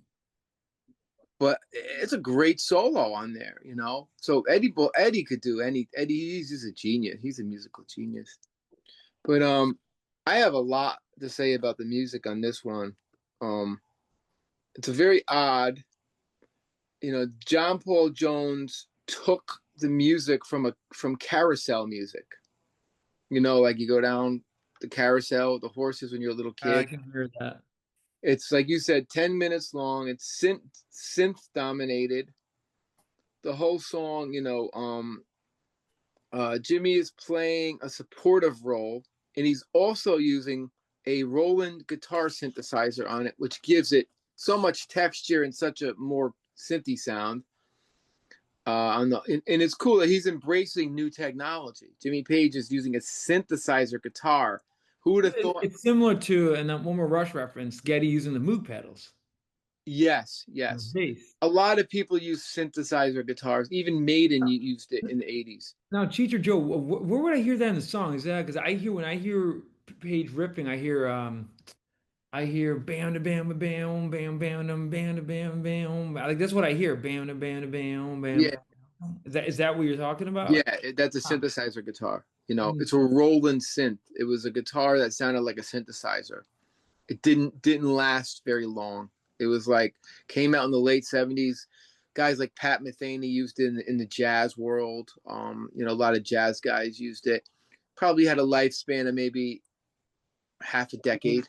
So the fact that Page is using it is kind of unusual. Yeah, this album was experimental. The whole album, all the keyboards, the samba rhythms, the synthesizer guitars. New technology, great vocals, very poppy, for Zeppelin. Obviously, great drum fills.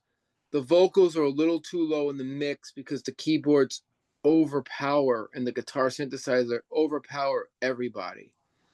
It gets proggy in the middle, which is really cool. Then it slows down in the middle and has that very cool section where it slows down. Then it picks up the tempo again.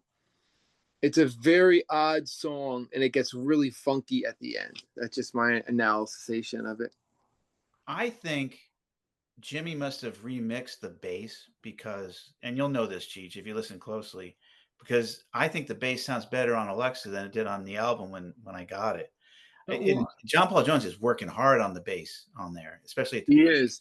He's No, keeping up I was with going to tell you everybody that, else. that if you listen to the Apple Music, they fixed it. They remastered it. Oh yeah, he remastered this many times. I just think when they recorded it on the original, Joe, do you have the original album? Yes. How does it sound?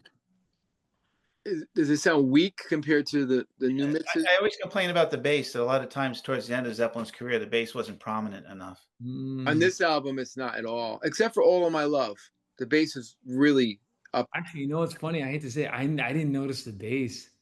The bass is in All. You listen to the bass line's funky in All of My Love. It almost sounds like the Lemon song. Wait, are you sure he played bass? I don't hear it. Oh no! Could you play? Can you play a little bit of it? No, because they'll take down our video. Really? Didn't we do that once before with Zeppelin or no? Gotta be careful. They Yeah. flag. No, but the bass, listen to it. It has a funky little groove to it, which is the next song on the list.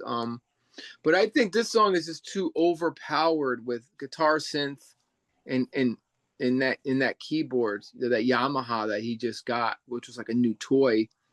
No, and think about it. Page being producer, right? And obviously John Paul Jones is helming the knobs and everything at this point, but it makes sense because it required, like, you really need someone like really that knows how to do it. For example, like Terry Brown and Rush. Yeah. You need someone like that to know how to incorporate it. The newer stuff, the new technology. Yeah, because otherwise it's hard. That's where they should have got like whoever produced The Police. Right. To come. I wish I knew the guy's name. I know, or the Cars or somebody like that, and have them, come in and they want a modern sound. That's what Rush did. They got Rupert Hines, right? To come in and get that sorry, Joe, for the Rush references, but that keyboardy sound that even Terry Brown knew how to do it. Like he was pretty good where he knew how to incorporate it and sound. I wonder what Rush would have sounded like in the 80s with Terry Brown. I think Terry Brown is the greatest producer of the 70s as far as I'm concerned. But did he produce Moving Pictures? He stopped. No, no, yeah. No, I'm sorry. The reason why I say that is because, and I'm telling you, that's what the point is, going back to this, is that Jimmy and John Paul Jones were experimenting. Yeah, I take it back. Yeah. So Terry Brown produced everything up to Signals. So he was getting that modern analog and digital together. But I don't know how good Terry Brown would have been on Power Windows. I don't. But Power Windows is hated. I love the album, but I think it would have been more loved if Terry Brown produced it, because it wouldn't have. It would have less. Yeah, like, that's what Led Zeppelin needed. Like, if they were gonna do that, yeah, you needed someone that knew how, like the Police producer. Terry Brown knows how to make a great hard rock album. He wouldn't have been able to make a good 80s Rush album, but I could be wrong. I don't know. Who knows? But my point is that they needed help. Like, that's why I could see the complaints. They needed help on this album. Jimmy Page could produce everything from the first album up to Presence, because Presence is amazing. But this album, the production is great. The production is great, though. You know what I mean? Like, it's great, but there are some bring down the knob on the keyboards just a little. Bring up the vocals. Because at one point, I love the song, but it sounds like a video game at one point. Yeah, I know. And it's loud, yeah, because you hear band down, down, down. Yeah, I think the best part of the song is the part where it goes like down, down, down, down, yeah. down, down, down, down, down, down. Like I think that's It is like a where video, he peaks, but it sounds like a like video game, Atari. Sounds like some off of the old Atari games. right? And they used all that shit too. On Atari, they used Moog and Yamaha keyboards. Yeah, yeah. But the next one, oh, my Well, back. you move on to the next song. Yeah, unless you have So, anything. any final thoughts on Caruso Alhambra?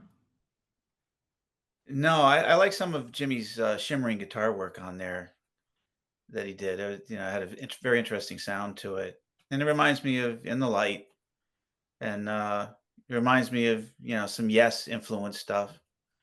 It's pretty good. Yeah, But definitely. it's so funny that you guys are starting to talk about Rush, and I'm like, do I chime in with a Flaming Lips reference? And I can do it because I listened to In Through the Outdoors so much I needed a break from it. I said, what haven't I heard in a long time? That's happened to And me too. this is going to blow your mind. Maybe Cheech remembers it.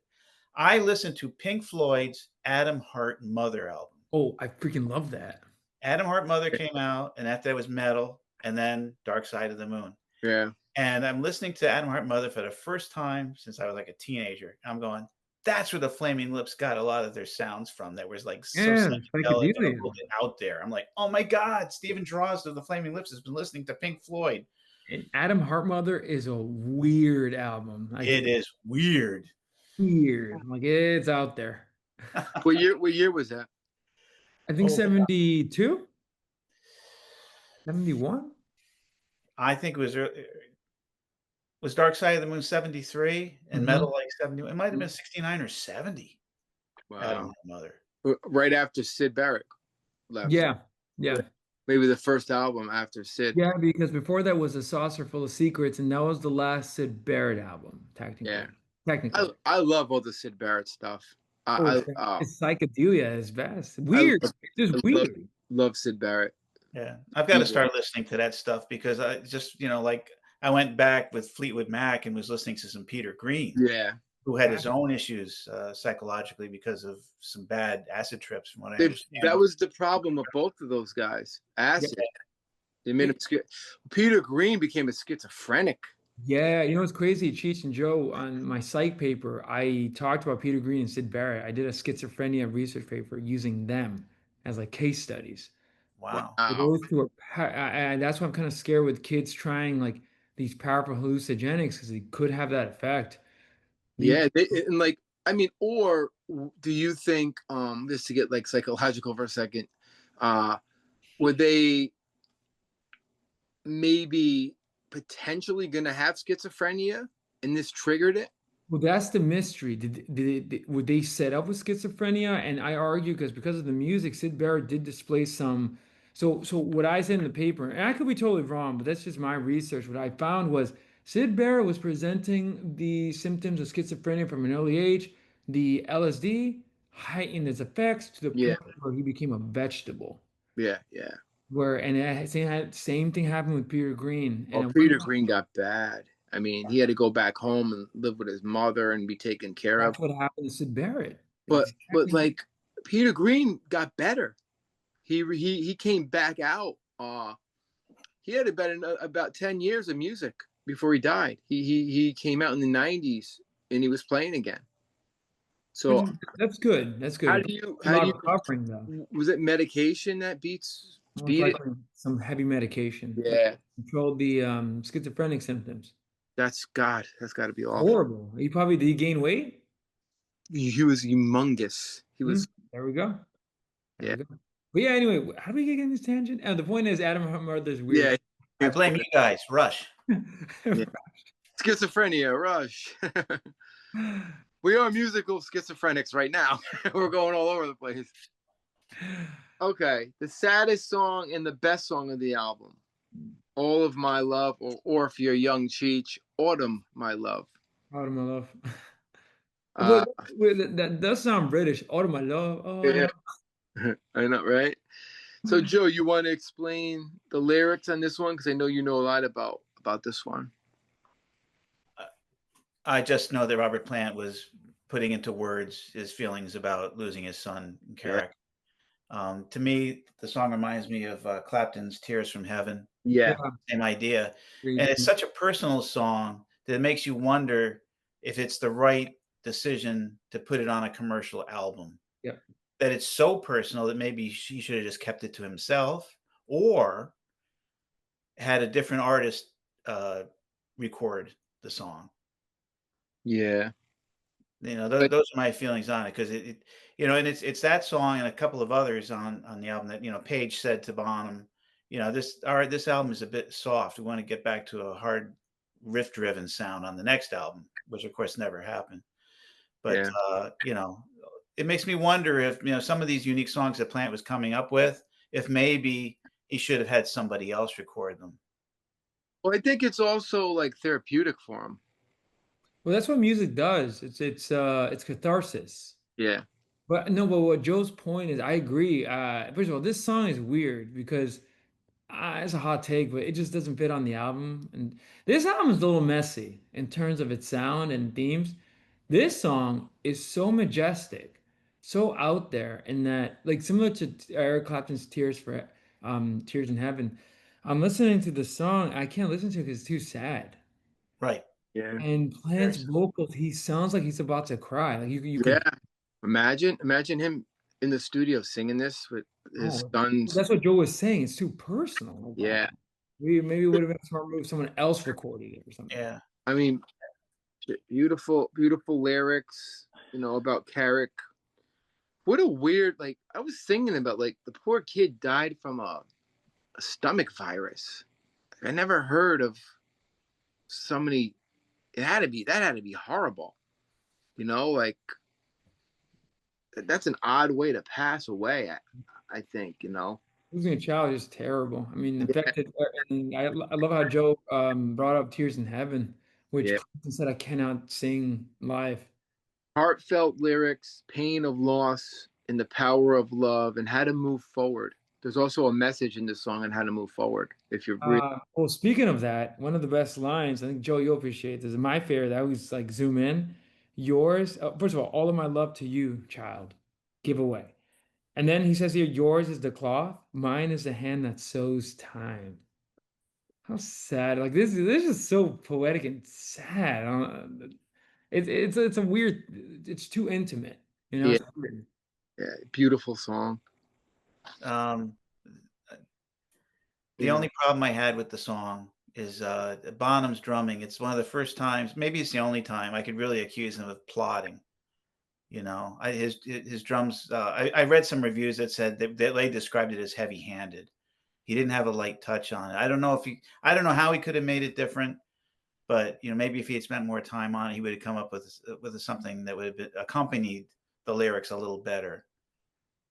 Am I No, off base? Am I really off base on Bonham's drumming on that? You know, no, I I mean, I'm agree sure with it's a you. great effort and all, but it seems a little heavy. No, it's not. You know, for me. I'm not a musician, but when I hear the drumming, that's not the memorable part. The memorable part. The memorable part is the synthesizers. Actually, they're pretty good. And then his drumming sounds like he's just like half-assing it.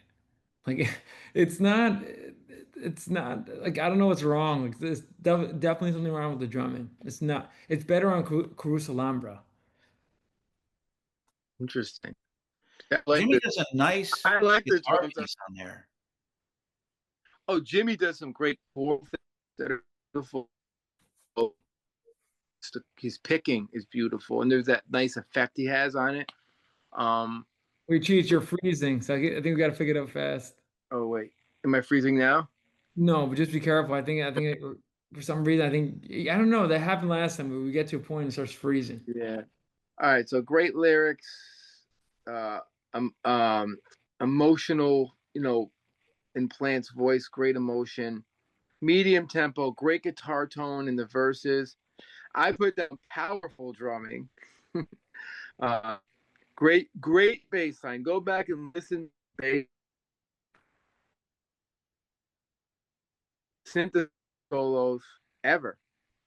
You know, it has everything. It's rhythmic. It has classical overtones. His choice of notes is amazing. And I put down it definitely influenced Geddy Lee for future solos.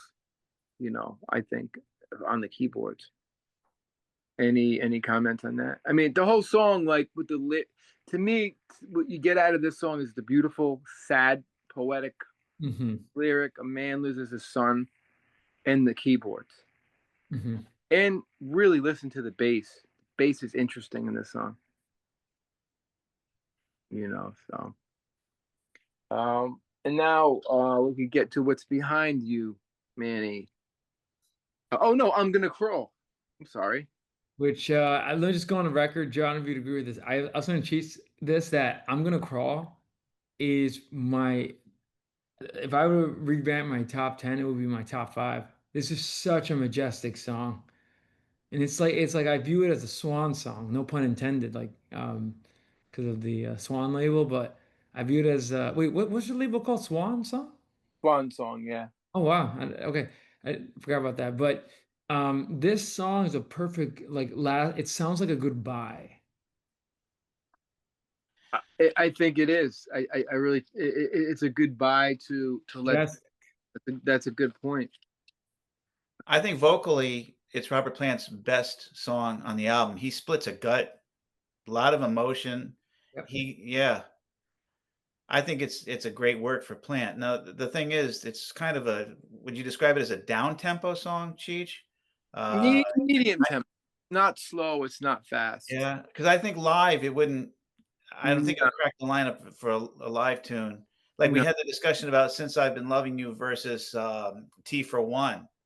Yeah, And T for One but is kind of like I call it down tempo. it's a huge radio song. You hear this song on the radio. I'm gonna crawl. No, no. Oh, I'm talking. We're still talking. I'm sorry. I thought we were talking about "All My Love." No, we moved on to I'm gonna crawl. Oh, I'm just bugging out because I can't find my notes to the album cover, which got me. But I think I have it memorized anyway. I'm gonna crawl. Okay, I'm sorry. Well, you know what it is, Joe. I feel like I love the mid tempo. Like I'll be honest with you, that's one of Led Zeppelin's like hidden weapons, where you hear it on What Is and What Should Never Be, for example. Like it's this song, I'm gonna crawl, creates space, but the way they do it, like because music fills space, right? But it's not in your face, and it's just so majestic. Like I Yeah, don't know, if Page was fully on, producing this song specifically, but similar to Since I've Been Loving You, where both songs are kind of similar in that they're just so majestic, and I think live it would have worked, but it would have been maybe either the one that everyone goes to the bathroom to, like the one song, or their closer. But it would yeah. have ended on a sad note because there's something sad about the song. Like Well, I mean, it's basically the lyrics I got is he wants to save a relationship and he's so desperate he will crawl on the floor for the girl. could that be a metaphor for the band? Ooh, I that was thinking of that. I don't know who wrote. Let me see who wrote the song. My notes, but emotional struggles, finding strength to keep going on, determined. well, get this. You know who wrote it? Page, Paul Jones, and Plant. Yeah. So it's a metaphor for the band. You called it. I'm gonna crawl, and it's crazy, but it sounds like a nice send off, like a majestic. Like you know how the Beatles had the end on Abbey Road, Yeah. and it has that blues influence. And this is the last Led Zeppelin song. Yeah, This is they recorded because Joe said it's outtakes and everything. But on an album, this is, Joe, any more on that? I'm sorry, I was thinking of I think that Robert Plant would take this experience of recording "I'm Gonna Crawl" and he would use that kind of feel on his first two solo records, Hmm. production wise, vocally. I mean, God, he sang so well on that song. yeah. One of his best.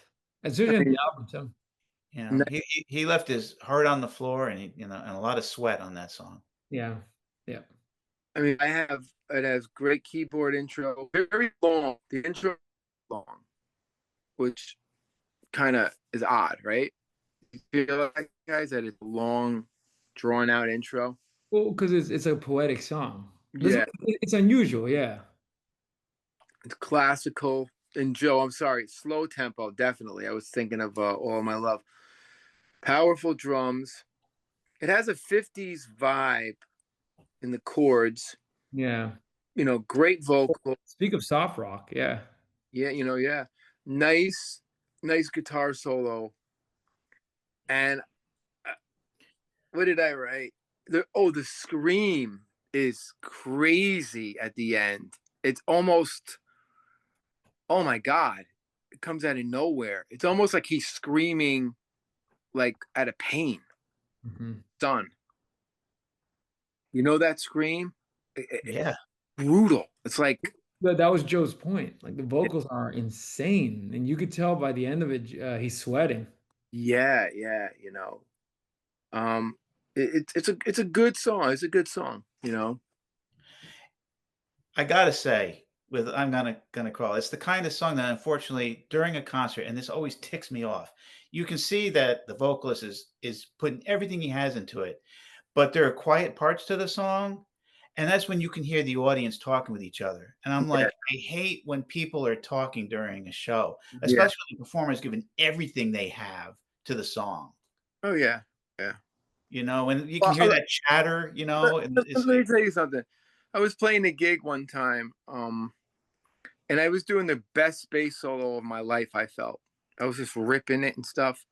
And the club owner taps me on the shoulder and he's like, "Is this your last song? Because you guys been playing too long."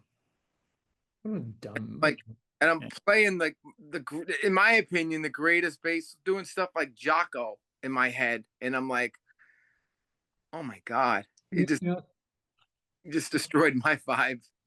it's funny. I had the that experience recently where I saw this one of my favorite artists that sings. I don't know if you guys know her, Natalia Lafourcade. Is that the Spanish. you went to with your mom?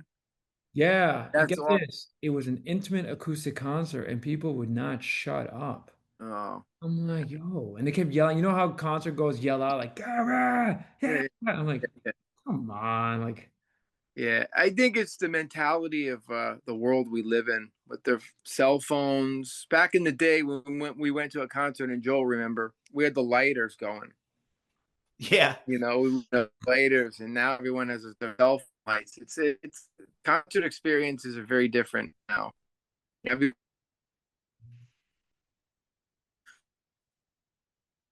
to grade away, it's like geez, just FYI, we're losing you. I think we got to wrap this up. wait, I'm freezing again. Joe, he's freezing, right? It was just me. Yes, it's freezing on my end. How am I now? Good. Let's wrap it up. I think you got that time. All right. Let's talk about what's behind you. Joe, you want to explain the brown paper bag packaging concept and then what's inside? Well, I never really understood it, but I know that brown paper bags were kind of like what represented bootleg albums being Yeah, sold back in the 70s. exactly. The thing is that the band decided to have a concept of 9 different covers. It's all one photograph. It's all one scene taken from 9 different Angle. perspectives of the people that are in the Wait, and they picture. actually released that like that? Yeah. You didn't know which album you were getting when you unwrapped the bag. Really? That I never to knew me, that. to me, that's genius. That's like great. Now, whose idea was that? Was that Hypnosis? Yeah, hypnosis. So I don't know what you have behind you, but there's a name for it. It could be D or C. It was A through F. Yeah, I think I have C. And you didn't I know. have it from the bartender's site view.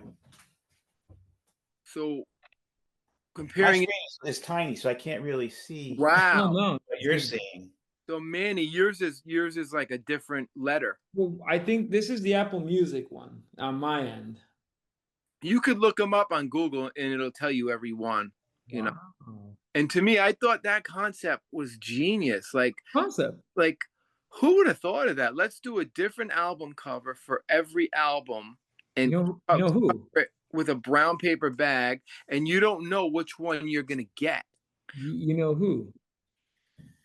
Hypnosis. They were notorious for that. Like very Yeah, creative. that but that's to me that might be the coolest concept for an album. Yeah, that Oh, one is pretty cool. there's something else too, Joe. Explain the color. If Oh, the inside. yeah, if you do something, if you Well, if you wet this, can you see the whole thing? I can't. Yeah, yeah. If you wet this inside cover, it turns colors. But I wasn't going to do that. Wait, what's that a picture of? uh, it's the perspective from the guy who's burning the Dear John letter. He's got a cigar and an ashtray. He's got a drinking glass. He has I guess, peanuts or olives there, a lighter, Wait, and so some if you money. wet that Some money album for cover, so if you wet it, it turns colors? yeah. It's like a watercolor. Wow. On the so back, the glass is now broken. So he must have gotten angry. And you have the burned letter, and it does say "Dear J.O." yeah, And then the cigar has been smoked. right. Now, So what's you up with have the a Dear John? before he smokes the cigar and after. And he must have had a fit of anger and he broke the glass. Wow. Because you What, read, what, what what is up Glass. with the Dear John? huh? What's up with the Dear John? Who is that? Oh, it's a letter. Dear John letter is it's an old thing. And I always laugh because my grandmother wrote it to my grandfather in World War II. Uh, break,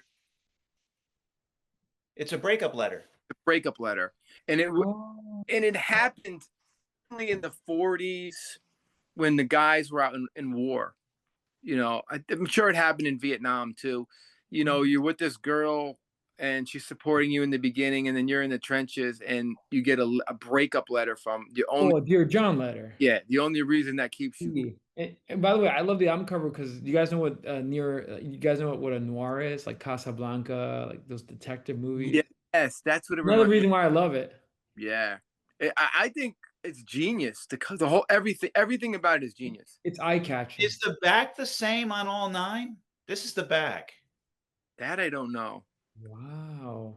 I know the picture I have in the back here is the one on my Apple Music because now they don't do that on digital. Like you can't see. That's an experience. You don't know. You can't see that. Yeah, and you can't do that now. Imagine you can't do something that cool now. It's too expensive. Why would you? I mean, Yeah, it was expensive then. yeah, but at least people actually bought the record. I think Yeah, today that's and really cool. I didn't know that. I remember I had the album for about a year in a brown paper bag, and my friend Scott Harper's like, "Oh, dude, which cover do you have?" And I was like, "I got a brown paper bag." He's like, "No." He's like, "No, open it up." That is crazy. He's like, "Open it Yes. up. It has the songs on it. Open it up." The songs are in the back. Yeah. The back of the yeah. And he's like, "Open it up and we'll compare." And I'm like, "What do you mean open it up?" You know? And I think I ripped it like an idiot, like like a present. God. It was always a myth that there were people out there that wanted to collect all 9 different album covers. I've never heard of anybody that successfully did it.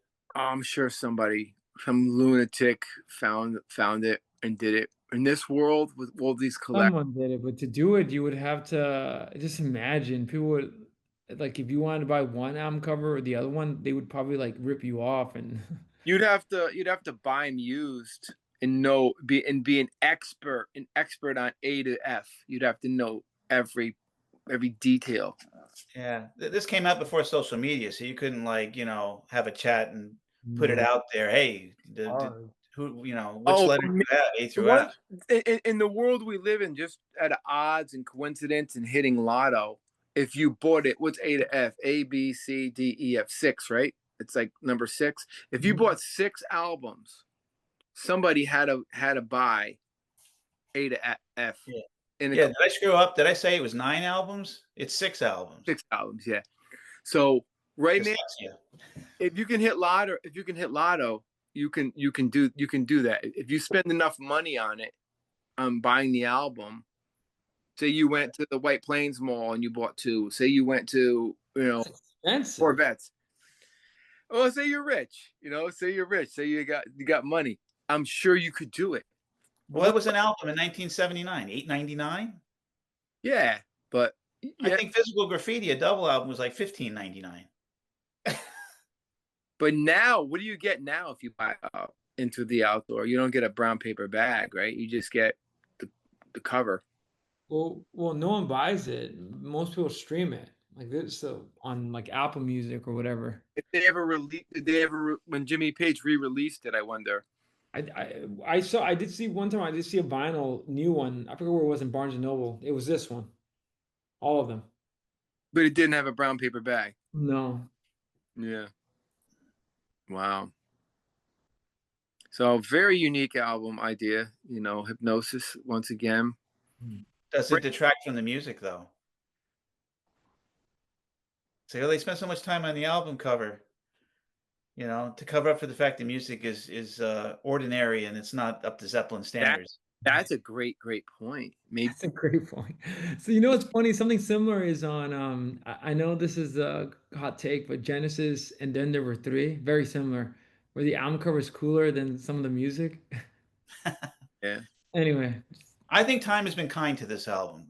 When I read through some of the reviews and all that, there were people that commented very lovingly about it. There were people that were probably younger than I was, who were just buying their first albums, like when I got Help by the Beatles, or Crosby, Stills, Nash and Young, Deja Vu. Those are two albums that like changed my whole process towards music, what I thought of it. There were people that their first album was In Through the Outdoor, and they love it. Yeah. And that there are songs on there that are their favorite songs because it's the soundtrack of their youth. Well, I got Zeppelin. I went through like I think my first Zeppelin album was Zeppelin 1, and I bought it in Pathmark when I was in like 6th grade. Oh, wow, Pathmark. Pathmark sold albums. And then I got Zeppelin 2 and 3, and I kind of went in the order. And that's why I'm so like a stickler, at the end. But then like I would revisit these albums as a teenager, as a musician, and be like, oh man, the first 4 Zeppelin albums are my favorite for the bass, and then Technology and Presence and Into the Outdoor was always my least favorite to play. But it's a great overall. It's a great album. There's not one bad Led Zeppelin album. You can't. No. You can't. No. Very similar to Rush. Yeah. But this is only, but I don't think Zeppelin made it into the 80s. I think they would have broken up. Cheech, just said why you're freezing. I think we gotta wrap it up. I'm freezing again. Now. You're good now. Not right now, but you're gonna freeze again because I think your phone can't handle it anymore. Yeah, because I think the thing about this album is that it won't be a legacy type thing where we listen to it 100 years from now. Whereas that Stairway to Heaven, yeah, in Kashmir, will be listened to 100 years from now. That's Jimmy's greatest goal. Is he said he wanted to have the music have a lasting life, kind of like some classical music that we've listened to that's from centuries before. Yeah. Think about Bach, 1600s. So great point. Playing it. And it's funny. Into the Outdoor. It's just for the Led Zeppelin fan, like us. It's a great album, but sadly, like I don't think it's the album that most people think of Led Zeppelin. They're gonna think Led Zeppelin 4. I think Top, and then Physical Graffiti, and then obviously 1, 2, and 3. But it's played on the radio constantly. Yeah, I believe it. And All of My Love and The Rain. In the Rain, the classic rock staples. Huge radio songs off this album, like since it came out.